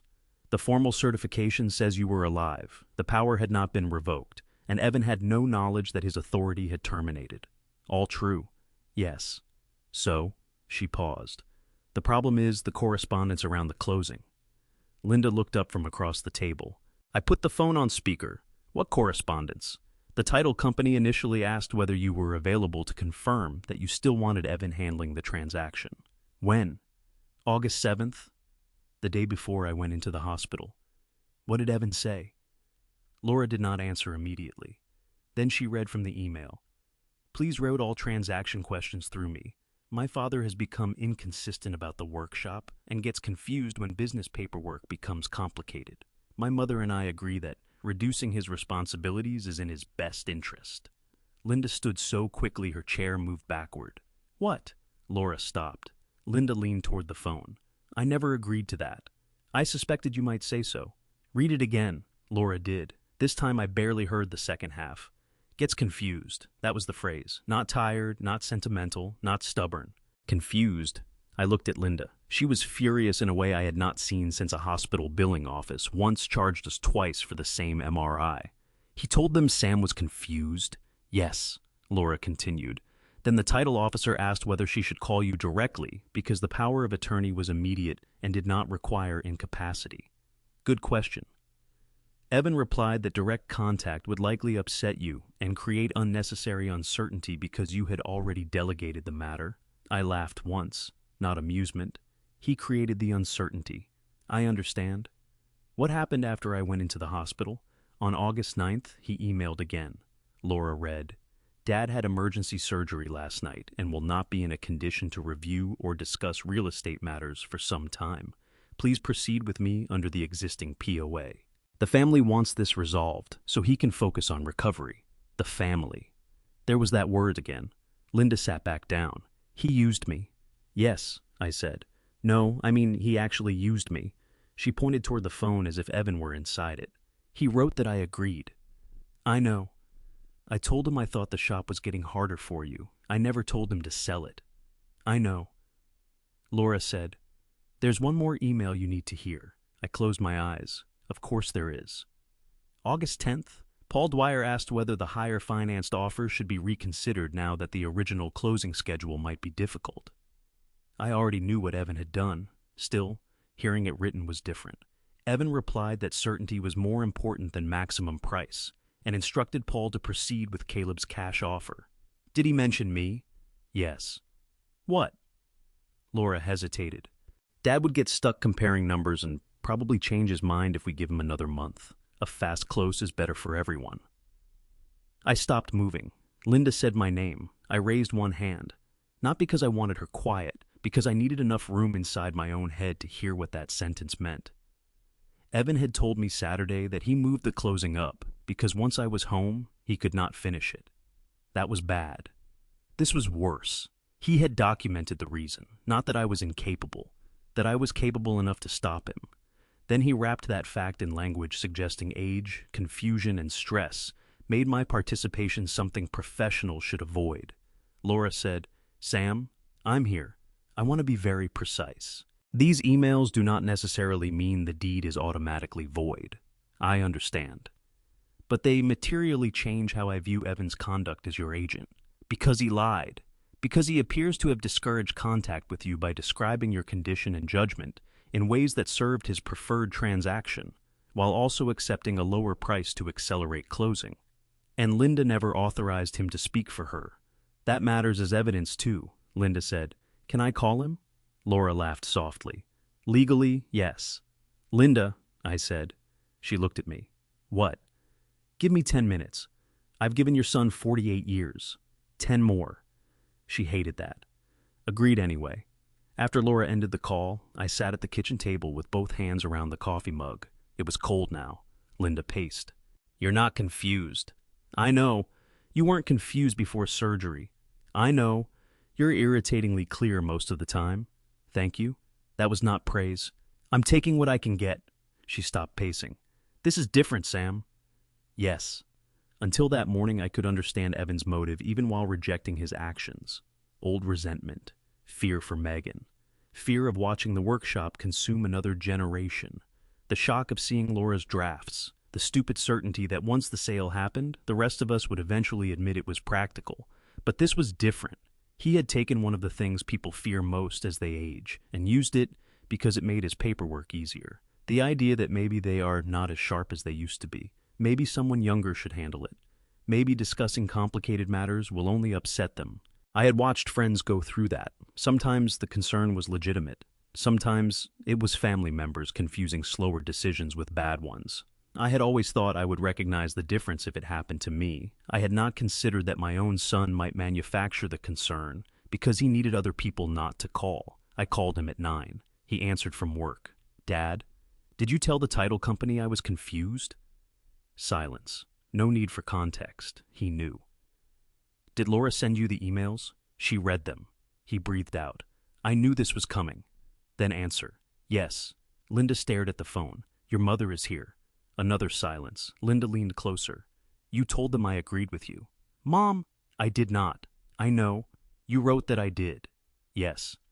Why? Evan's voice dropped. Because they kept asking whether Dad wanted to participate. I said, and I did. Yes. You knew I did. Yes. So you told them participation would confuse or upset me. I didn't say you had dementia. That is your defense? No. Good. I kept my voice low. What did you think you were doing? Getting the sale through. That part is obvious. He did not answer. Did you believe I was mentally confused about the workshop? No. Did you believe I could understand the sale contract? Yes. Did you believe I could understand both offers? Yes. Did you believe I would reject the sale if somebody called me? A long pause. Yes. There it was. The cleanest answer yet. So you made them think calling me was bad for me? Yes. Linda closed her eyes. I asked, did you understand what that could do if someone repeated it later? What do you mean? To a doctor, a banker, another lawyer, your sister, Megan. I wasn't telling people you were incompetent. You were telling professionals not to involve me because I was confused. I know. No. My voice rose despite myself. You know now because Laura read it back in legal order. Did you know then what you were taking from me? Evan went quiet. I stood from the table. Pain caught me under the incision. Linda reached toward me. I waved her off. Then regretted that too. I sat again. I spent my whole life signing my own name. I know. I built that building. I know. I paid for it. I know. And you made being old enough to have a 71-year-old body sound like evidence I should not be allowed into my own decision. Evan's voice broke. I'm sorry. I wanted more than sorry. For a few seconds I wanted him to feel exactly what I felt. Powerless, dismissed, reduced. Then a memory came back. Evan at 17, the drawing, the workshop, me telling him he could do better. Not asking what the work meant to him because I was 42 and he was 17, and therefore I believed experience gave me authority over the meaning of his future. Different scale, different consequence. Same ugly shortcut. Your age makes my judgment more reliable than yours. I closed my eyes. When you wanted the shop at 17, what did I think? Evan was confused by the change. What? I thought you were too young to understand the life. Yes, I decided experience made me right. He said nothing. You used the other end of the same argument on me. Dad. No, hear it. Linda sat very still. I told myself you were young, emotional, and romantic about the shop. You told yourself I was old, sentimental, and confused about it. Evan whispered, That isn't what I meant. It is what you used. Silence. That's worse, he said finally. I had not expected him to say it. Yes. He cried quietly on the other end. Not enough to repair anything. Enough to make anger less simple. Then he said, I knew if I told them you were perfectly capable and just disagreed with me, they'd call you. That was the moment. What? The moment you knew. He did not ask what I meant. I continued. You knew you weren't acting for me anymore. His breathing stopped for a second. You were acting against me. Yes. There it was. The deepest betrayal was not the deed, not the lower price, not even the locked room. It was the point where my son understood that the authority I had given him required him to represent my interests, and he deliberately changed the story so my own wishes would not interfere. I had trusted Evan to stand in my place if I could not stand there myself. He used that place to keep me out. After the call, I went into my office, slowly. Linda followed. I opened the fire safe and took out the signed power of attorney, my signature at the bottom, Evan's name near the top. 2 years earlier, I had looked at that document and thought trust meant choosing the person least likely to need instructions. I understood it differently now. Trust does not remove the need for boundaries. Laura emailed the revocation at 10:20. I printed it, signed it before 2 witnesses that afternoon. She arranged formal notice to Evan, the title company, my bank, Barrett Workshop LLC's bank, and anyone else who might reasonably rely on the old document. Rebecca would become my agent under a new power once Laura finished it, not because she loved me more, because Evan could no longer hold that authority. That was a consequence, not revenge. At 3, Evan came to the house. I had not asked him. He stood at the front door holding an envelope. Linda let him in. He placed it on the kitchen table. What is it? My resignation. From what? Everything you gave me authority over. I already revoked it. I know. He looked at me. I wanted to give it back, too. Inside was the workshop key, the LLC banking token, copies of the closing file he had kept, and a handwritten list of every action he had taken under the power of attorney concerning the sale. Dates, calls, emails. The higher offer, the lower offer. The accelerated closing, no editing. I read it, then looked at him. I'm giving this to Laura. I know. It may be used against you. I know. Caleb could seek damages. I know. I could. He swallowed. I know. I put the papers back in the envelope. I don't know what happens to us after this. Evan nodded. Okay. That was my lowest point. Not because I had lost the workshop. I did not yet know whether I had.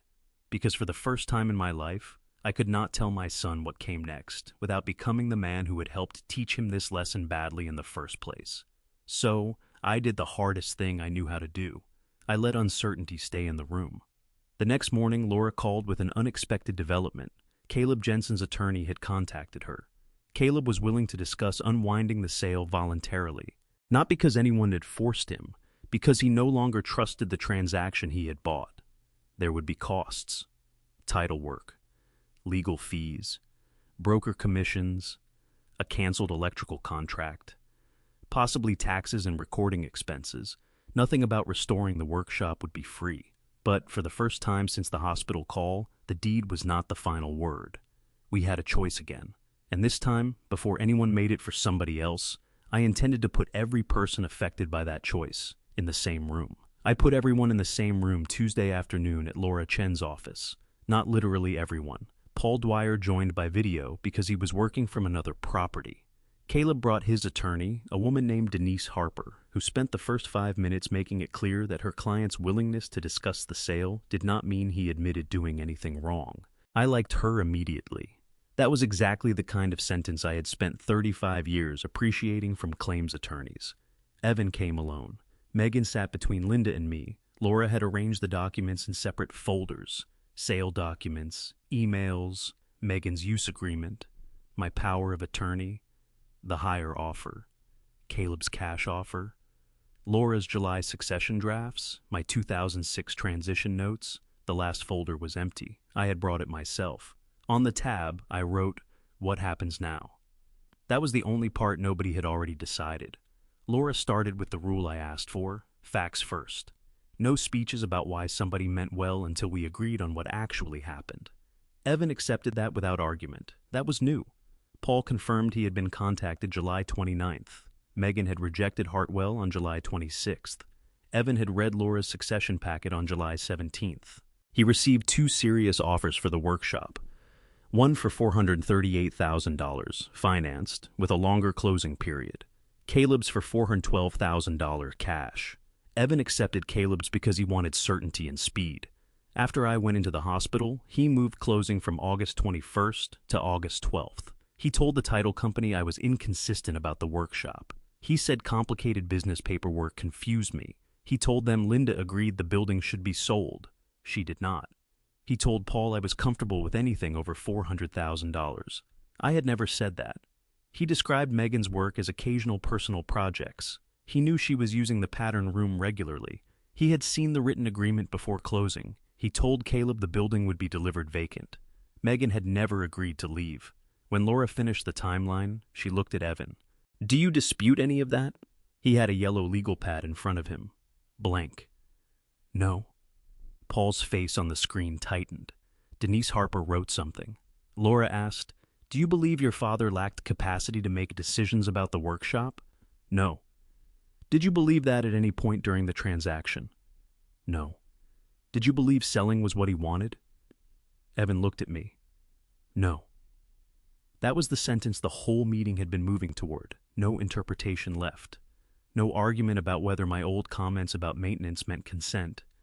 No hospital language. He knew. Laura said, "Then why did you proceed?" Evan looked toward Megan, then at me. "Because I thought it needed to happen." Laura waited. "And because I knew he would stop me if I asked." She nodded. No dramatic reaction. No one needed one. Caleb leaned back. His attorney whispered something to him. Then Caleb said, "That's what I needed to hear." I looked at him. "For what?" "To decide whether I wanted to fight to keep the deal." Denise touched his arm. He looked at her. "I know what you're going to say. Then save me the hourly rate." She almost smiled. Caleb turned toward me. "I still want the building. I know. I didn't buy it because I wanted into your family argument. That would be an unusual investment strategy. I paid what I thought was a fair price." "You did." That surprised Evan. He looked at me. I continued. "I asked 2 commercial brokers who had nothing to do with this transaction for their opinion based on the property, recent sales, condition, and use. Laura had arranged access to the closing appraisal materials and comparable sales. Nothing fancy. No magical number. Commercial buildings like mine did not have one perfect value. The estimates came in from about $410,000 to $435,000. The higher $438,000 offer was attractive. Caleb's $412,000 cash offer was still within a defensible market range. My son had not sold the workshop for half its value. He had sold it too quickly for the wrong reason. That distinction mattered. I said, "I don't intend to pretend Caleb cheated me just because Evan wronged me." Evan looked down. Caleb nodded. "Thank you. But I also won't pretend the sale happened with my consent." "I understand." Denise Harper opened her folder. "If Samuel wants rescission, we believe there is a path to negotiate it without immediate litigation. Caleb would require restoration of the purchase funds and reimbursement of documented costs." "How much?" She gave us a preliminary number. "Depending on commissions that could be recovered, title charges, legal work, his canceled electrical contractor, and other expenses, undoing the transaction would probably cost somewhere between $18,000 and $30,000, beyond simply returning the sale proceeds. Not impossible, painful, but possible." Laura said, "And if no agreement were reached voluntarily, litigation would be more expensive for everyone, and the outcome would be uncertain." I looked at Caleb. "You would give it back, if that's what you choose after understanding the costs, even though you want it." He shrugged slightly. "I want a building. I don't want a building I have to spend 2 years defending from the man who never agreed to sell it." That was practical. I understood practical. Then Laura opened the empty folder. "What does Sam want?" Everyone looked at me. Old me would have answered immediately. I had spent Monday rehearsing the answer. Then I threw it away. I want to hear Megan first. Evan looked at me. So did Megan. What do you want? I asked her. She blinked. The workshop? No. I pointed around the table. You're part of what happens next. She thought. That alone told me I had asked the right question. I don't need you to keep the whole building so I can work in one room. I said nothing. I want time to move my client work without wrecking it. Caleb nodded. Reasonable. I want to finish the 3 restorations there because the setup already works. He nodded again. And the desk. Evan looked at her. She continued. I want to finish Dad's desk there. Caleb said, How long? 6 months? Then she looked at me. Not for permission, checking herself. Maybe 9. Caleb smiled. That sounded more honest. She smiled back. 9. What after 9 months? I find my own place. That surprised me. You already looking? Yes. Since when? Yesterday. Apparently someone had inherited my inability to leave a problem unmeasured for long. There's a shared makerspace in Grand Rapids and a small unit near Burton Street. Rent? Grandpa. Right. Not my question unless invited. I shut up. Caleb said he could live with 9 months if the arrangement was written properly. Megan carried appropriate business insurance, paid reasonable rent, and understood his company would be renovating other portions of the property around her. Megan said yes. Laura wrote notes. Then I turned to Evan. What do you want? He looked confused. You know what I did. That wasn't the question. I don't think I get a vote. You don't get authority over my answer. That's different. He looked at the empty folder. I don't want the workshop. I waited. I mean that. I believe you. He looked at Megan. And I don't want her to take Hartwell because I cornered her into it. Megan nodded. What do you want for yourself? He took longer. I want to stop being angry at you for a decision you didn't know I was still waiting on. That one I could not write into a contract. I'd like that too. He looked at me. But I don't know how. Neither do I. Another answer left unfinished. Then it was my turn. I looked at the photograph Caleb had taken the first day. The steel door. Megan's agreement. The envelope telling me to call her. I thought about driving to the shop 3 mornings a week. I thought about frozen pipes. Property taxes. A roof that would need replacement within 5 years. I thought about the fact that the workshop had become partly a place I worked and partly a place I kept because I had never decided not to. Then I thought about the first phone call. The thing that made me furious was not that the building might be sold. It was that someone else had chosen when. I'm not asking Caleb to give it back. Evan looked up sharply. Megan did too. Linda did not. She knew before I said it. Caleb asked, You're sure? No. That made Denise Harper look at me. I continued, I'm sure enough. Then I explained. If I forced the transaction backward only because I could, I would be using the law to turn my anger into a property decision. That did not mean Evan's conduct stopped mattering. It meant I refused to confuse restoring my authority with restoring the exact world that existed before he violated it. I still had a choice. So, I made one. The sale could stand if we replaced the parts of it built on false assumptions with agreements everyone actually accepted. Megan would receive a 9-month written license for the pattern room and limited workshop access. She would pay Caleb market rent based on the space she used. Her client's property would remain under her control. Renovation schedules would be coordinated with her where practical. My personal tools and excluded property would be removed within 60 days. Caleb agreed. Then I looked at Evan. The legal costs caused by challenging this transaction are not coming out of your mother's retirement or Megan's pocket. He nodded. How much? Laura answered. We did not know yet.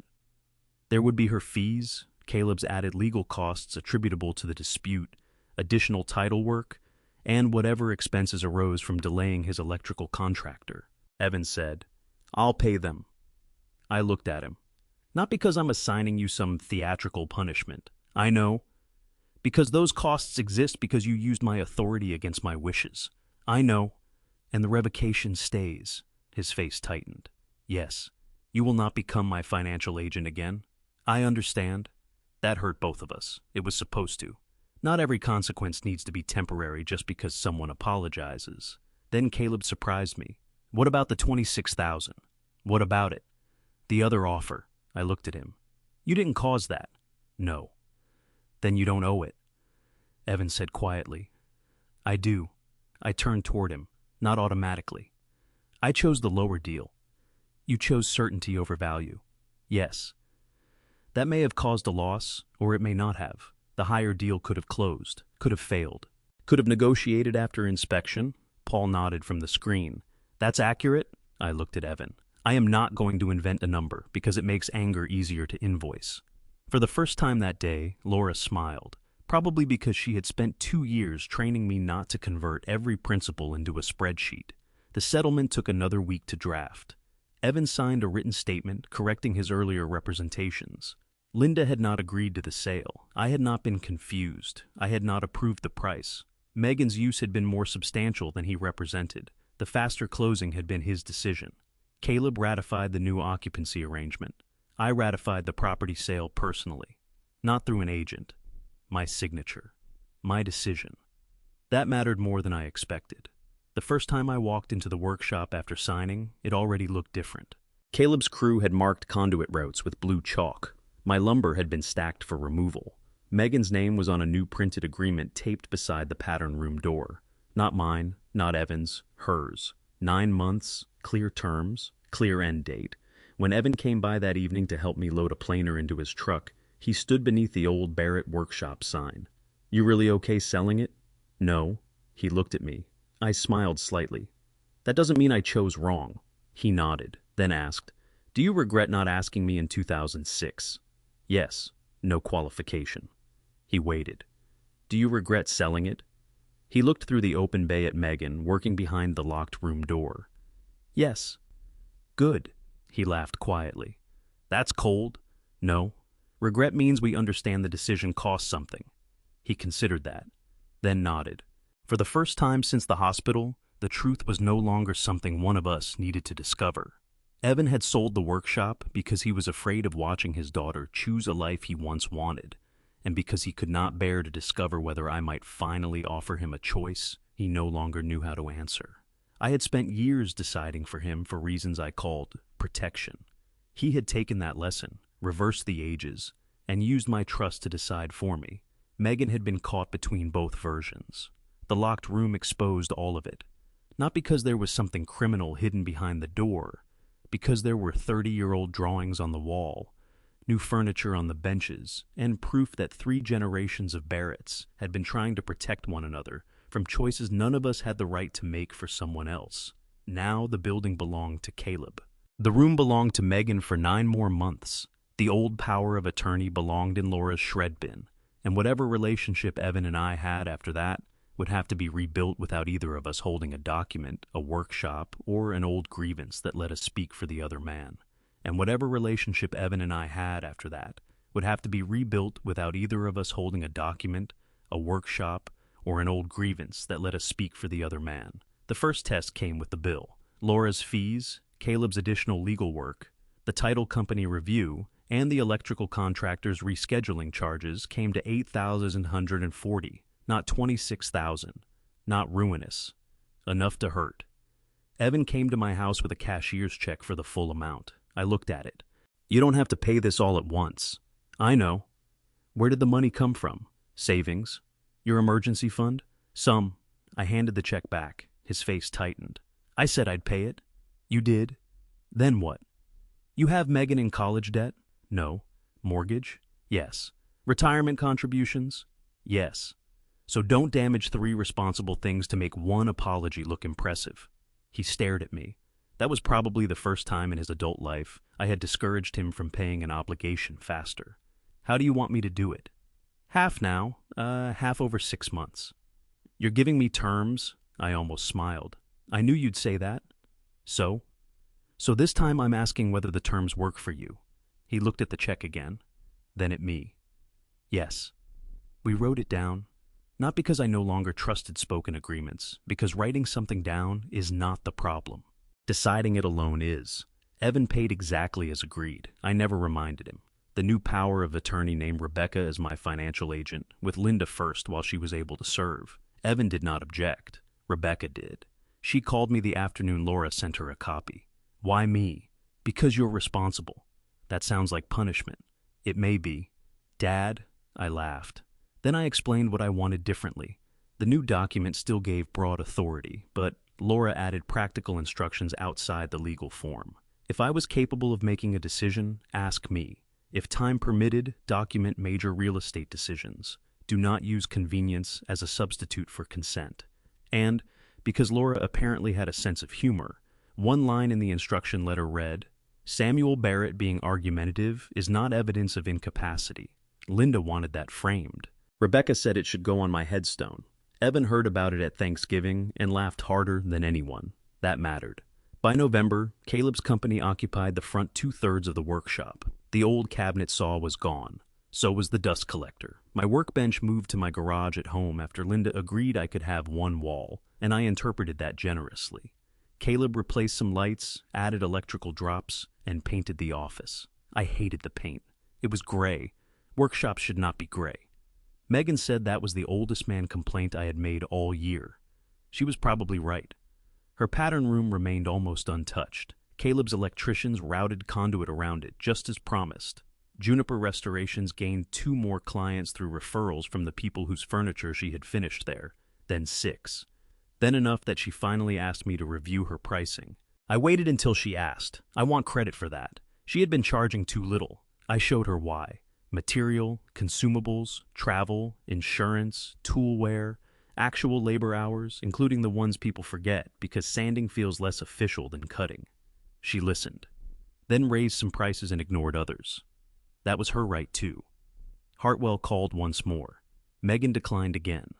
This time Evan did not contact anybody afterward. I know because she told me she had called him first. What did he say? I asked.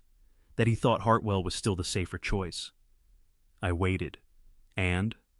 That I'm an adult. How'd he sound? Like it caused him physical pain. Progress. Evan and I did not suddenly become close. That would have been easier to write than live. For the first couple of months, every conversation carried a little extra inspection. If I asked what he thought, he sometimes wondered whether I was testing him. If he offered advice, I sometimes heard the old authority in it, even when it was not there.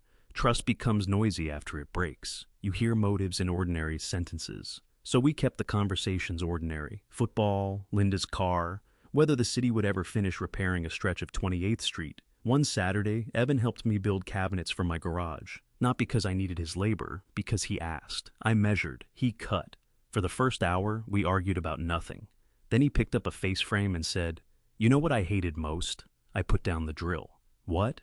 "That you were actually thinking about asking me. About the workshop." "Yes." He looked embarrassed saying it. If you'd already decided on Megan, I could have stayed angry. That would have been simpler. Much. He checked a joint. "But finding out you'd thought about me in 2006? He stopped. I waited. That was worse for a while. Why? Because we both lost something for no reason. I understood. Not the business, not literally. The chance to know what might have happened. There is no refund for that. I should have asked. Yes. You could have too. I know. That was as close as we came to settling 20 years. Maybe that was enough. In January, Evan brought the walnut desk home. Megan had finished it before Christmas, but she waited until his birthday because she was stubborn about the original plan. She invited Linda and me over. Rebecca came. Caleb did not, which I appreciated because not every family moment needs the man who bought the real estate. The desk sat in Evan's study, walnut darkened under oil, 3 drawers, curved front, the improved joinery underneath. Megan had placed his original drawing in the top drawer, not framed, just there. Evan opened the drawer and stared at it, then said, "You kept the bad apron. I kept the drawing. Good distinction." He hugged her. That was all. No speech about dreams, no promise she would never regret choosing furniture, no declaration that he finally understood. A father receiving something his daughter made from a design he created before she existed. That was enough. 3 months later, Megan signed a lease on 800 square feet in a shared industrial building near Burton Street. The place was not impressive. Concrete floor, 1 loading door shared with a sign company, bathroom that looked like it had been installed during the first Bush administration. She loved it. She asked Evan to review the lease. Not me. I noticed. So did he. He spent an evening going through insurance requirements, renewal language, utilities, and what happened if the landlord sold the property. Then he asked her what she thought. I learned about that later, from Megan. Apparently, Evan read the entire lease and ended with, "I think you can handle this." She told me she nearly fell out of her chair. In May, 9 months after the hospital phone call, we cleared the pattern room. Megan's client pieces were gone. Her drafting table went to the new shop. Most of Evan's drawings went home with him. He left one. The workshop elevation. Someday, Evan Barrett Furniture. I found him holding it beside the steel door. "You forgot one." "No." He looked at it. "I don't want it." "You kept it 30 years. I think that was long enough." I waited. He smiled slightly. "See? I made a decision." "Documented? Don't ruin it." He handed the drawing to Megan. She looked surprised.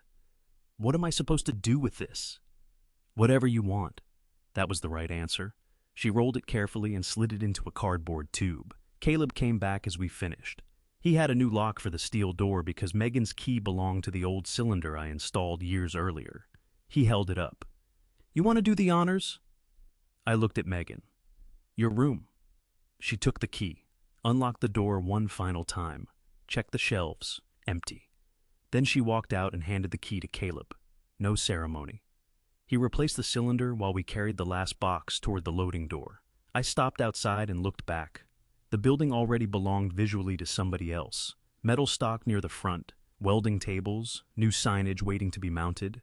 That bothered me less than I expected. For most of my life, I thought leaving a place meant deciding what happened to it after you were gone. It does not.